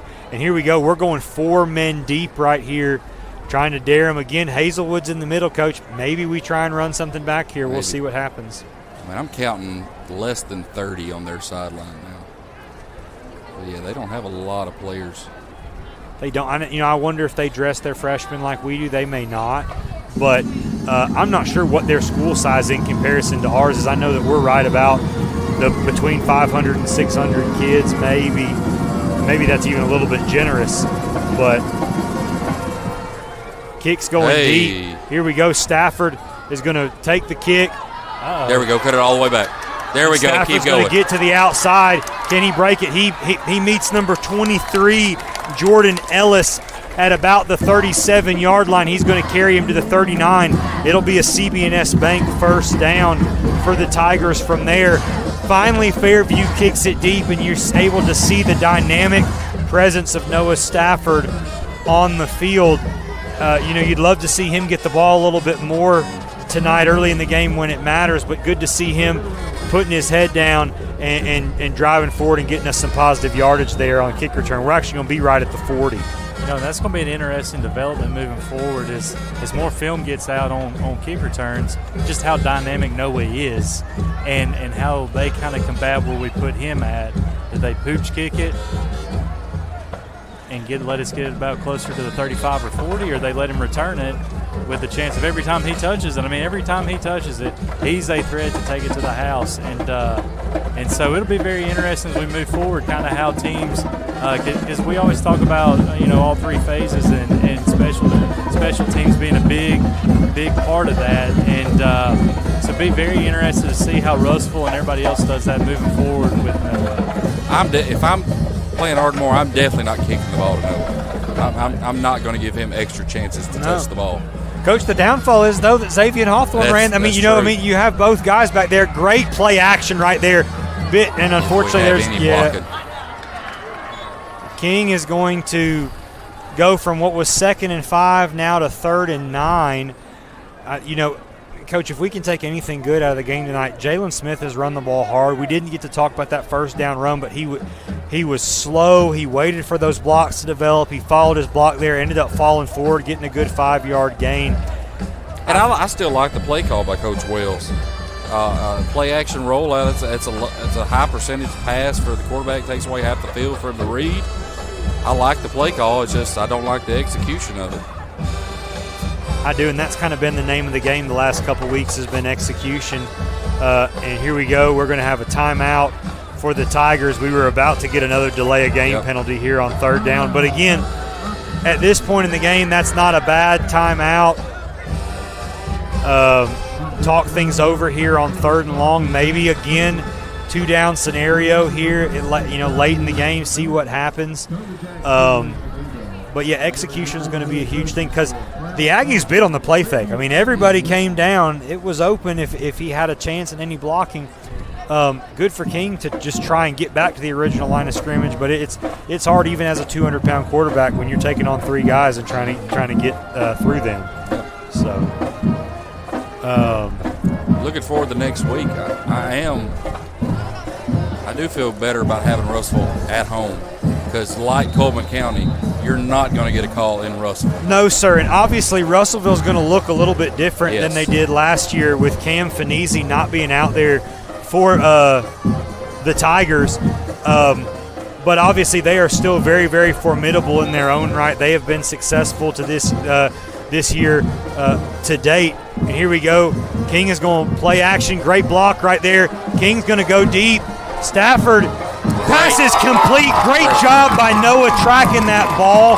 Great coverage there by number 3, Austin Naaman. But again, there's where I love Noah Stafford on the football field, but I cannot wait to have him back out on the baseball field in the spring, because as dynamic as he is out here on the football field, folks, if you get a chance to come out and see him on campus on the baseball field, he is something special at shortstop as well. Really like good. a good center fielder right there. He is. I mean, hey, if number 5, our quarterback, wasn't in center field, I'd say Stafford might be there too. There you go, Braden McKnight out there running the rock. Tackle made by number 10, Adam Cruz. And here we go. We're going to go to replay, and we're going to see the replay right here from King to Stafford. Play action. Big block picked up by Jalen Smith to give Alex just enough time, and great job of passing the rock right there. McKnight runs the ball hard. Tackle made by number 50, Colton Bentley. And here we go. Your Tigers are now at 3rd and short, knocking on the door of our first points of the evening. And my man Braden McKnight does not play around. He runs it extremely hard. He hits the hole. He finds it quick, gets it in there, and he's ran the ball really well. And again, I mean, so much depth at the running back position. And we're running the straight-up ice cream. Great job by Alex King into the end zone for an Ardmore touchdown. We had lined up in it. We hadn't had a true fullback all season. Number 20, who we don't even have on our roster, Coach. I think they snuck a coach out there at fullback. And King just takes the snap and gets into the end zone. 6 minutes to go in the game. We've broken the shutout. You know, you wish it would have happened a little bit sooner. Snyder on to do the snapping. Larson on to do the holding. Alejandro's extra point is up, and it is good. And with 6 minutes to go in the game, it is Aggies 42, Tigers 7. And we talked about Jalen Smith, but Braden McKnight, folks, that's going to be a name you're probably going to hear talked about by the Sports Network for the next 4 years. He's just not afraid out there as a freshman. The moment's not too big, and you love to see him having some success, which then allows for Alex King to get into the end zone. We looks like we have a final in the Russellville East Limestone game. I think it looks like, from what we've been told, East Limestone threw a pick 6 down 14-7 as the game went final, and Russellville has defeated East Limestone 20-7. So Russellville will be coming in to Ardmore next week, 2-0 in region play. And real fast, while we got a second, we will thank our 2025 championship sponsors of Ardmore football: Wesco, Ardmore Auto, Douthit Construction, Ruderman, Woody Anderson Ford, Elite Sanitation, Jarrett Walker Construction, Butler Realty, North Alabama Bank, Markley Insurance, First National Bank, Ardmore Cabinet, and Fowler Auction. We thank you again for your support of Ardmore football this year. We like to thank our crew that was out here early getting everything set up for us tonight.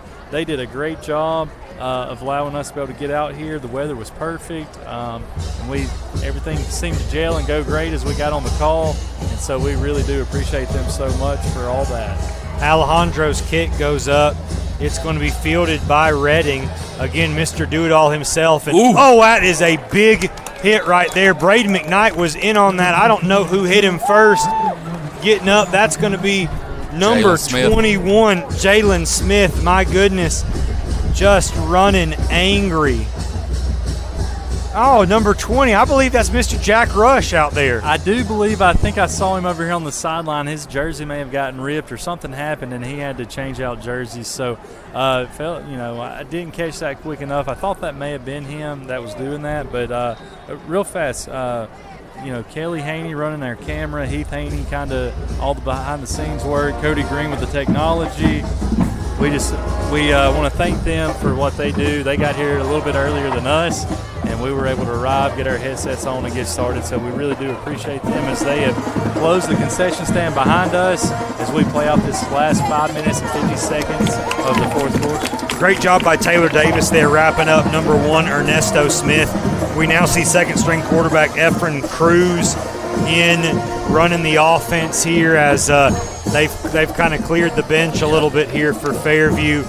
Not to say it's still not an opportunity for your Tigers. You never know. You get a turnover right here. You head down on a short field and put another score up. But here would be great to get out of here with a 3-and-out here for the Tigers to maybe put some more points up on the board and build up a little bit more confidence here going in next week. Handoff goes to number 20, John Short, and Short is running like a man possessed. Tackle made by number 14, Logan Newman.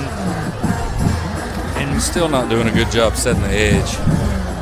We are not. We've got a lot of movement there on the defensive line. People can't figure out where we're going to get settled, and so it makes it difficult for our linebackers, who are really probably our. I mean, I'm not going to say our secondary is not, but our better athletes on the field are playing that linebacker position. If our line can't get set, it's real hard for our linebackers to know what gap to get to take and get that edge set and try and force things east and west and not north and south. Short's going to take the ball again. Lucas Green's going to end up bringing him down after a gain of about 2. Brings up 2nd and 8. That's going to be from the Ardmore 20 right there. 4:24, 23 and ticking to go in the game. Coach Zerbel, we want to thank him. Oh, never mind. Oh, He's back. He's back. Sorry, we thought he was heading out. We're going to thank him for being with us, but I guess he doesn't have to get the buses loaded up just quite yet. So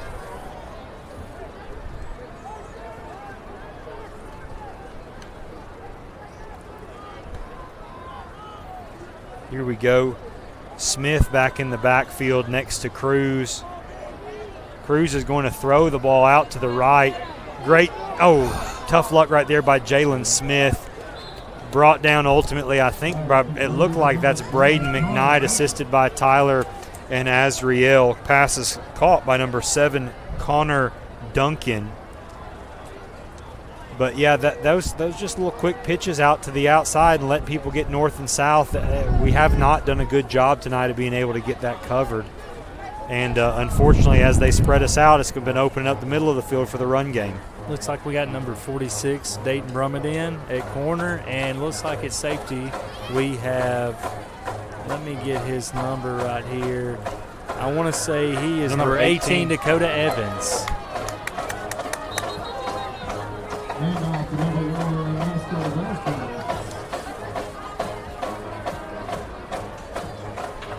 Here we go, going to bring up 4th down here for the Aggies.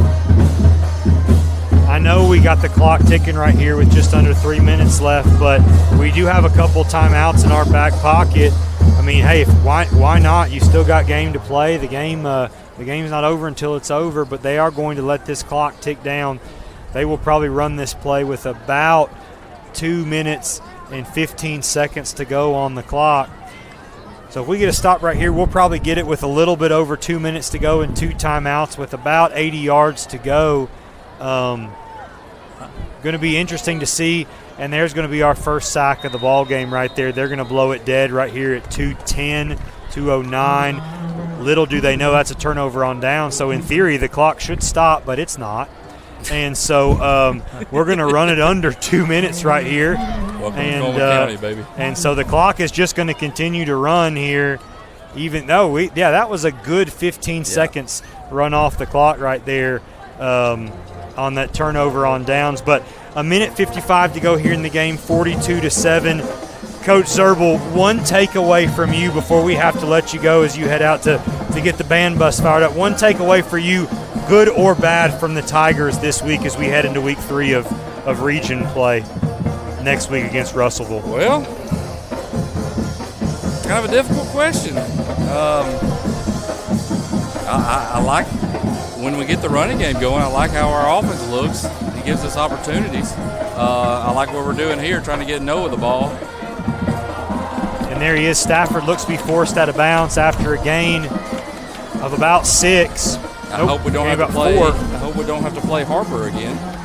No, sir. I don't think we would. If we are playing Harper again, it's been a heck of a year for the Tigers. I hope he doesn't transfer to Russellville this week or something. No, sir. I hope not as well. We got a minute 30:29 and ticking here on the clock. Jalen Smith still in at running back.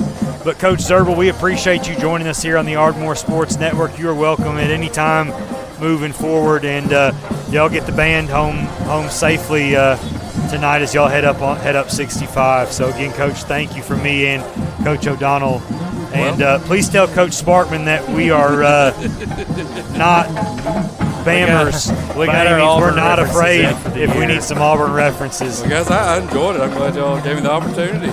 I'll be here. Should be here next week. Should be in Ardmore next week. River Field. Well, come on. We'll be up in the box, and I think there'll be snacks up there, so it's even more of an appealing opportunity. You had me at snacks. Yes, sir. 3rd down and 5 here for the Tigers. Braden McKnight in as at the back. McKnight running hard.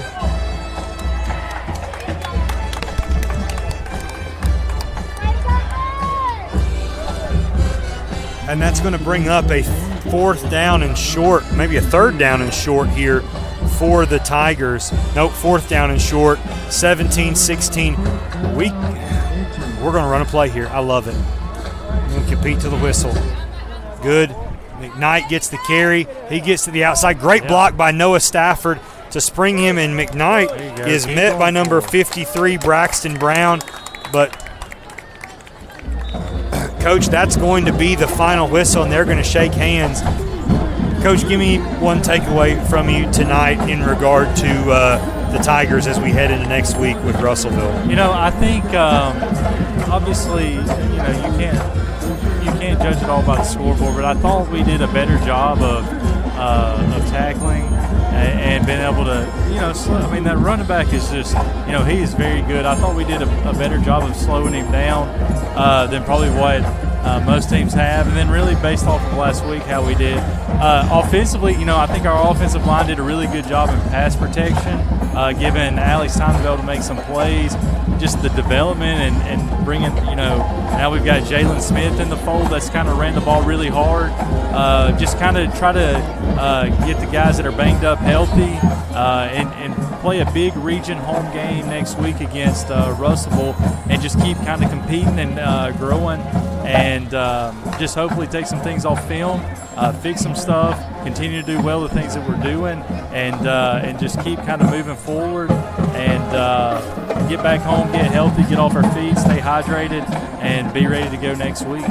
Yes, sir. I think the biggest takeaway that we got tonight is we did get to see some of our depth. Obviously, we had some injuries coming into the week. We had some injuries during the game. We saw some switch-ups at the offensive and defensive lines. We saw some new guys in at running back.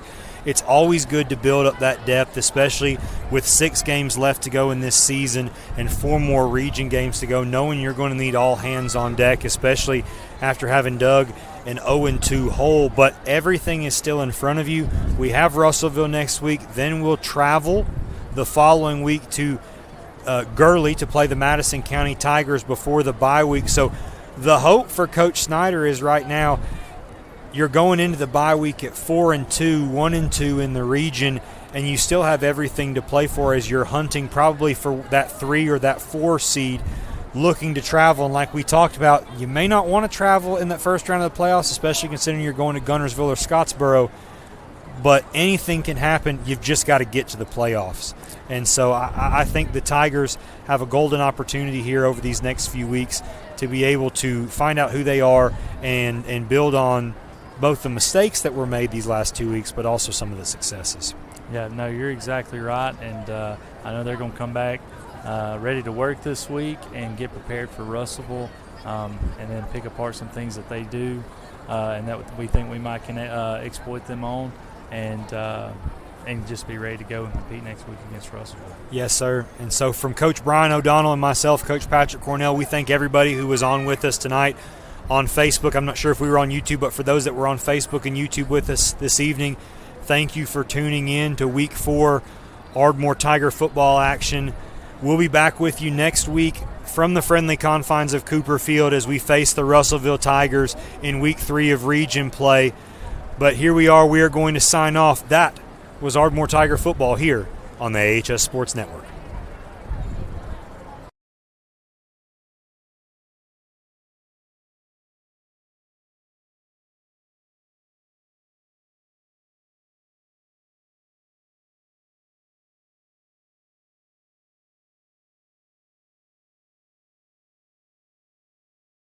Caution. The temperature isn't the only thing soaring this summer. Call Ardmore Telephone Company today and upgrade your internet to move faster than ever. If you're a current customer, we'd love to discuss our internet options so you can connect to everything you need. Give Ardmore Telephone Company a call at 800-830-9946 today. Fiber is not available in all areas. Caution. The temperature isn't the only thing soaring this summer. Call Ardmore Telephone Company today and upgrade your internet to move faster than ever. If you're a current customer, we'd love to discuss our internet options so you can connect to everything you need.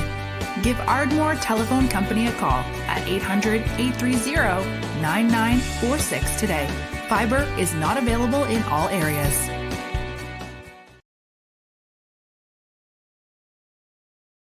Bank is a name everyone in the community will recognize.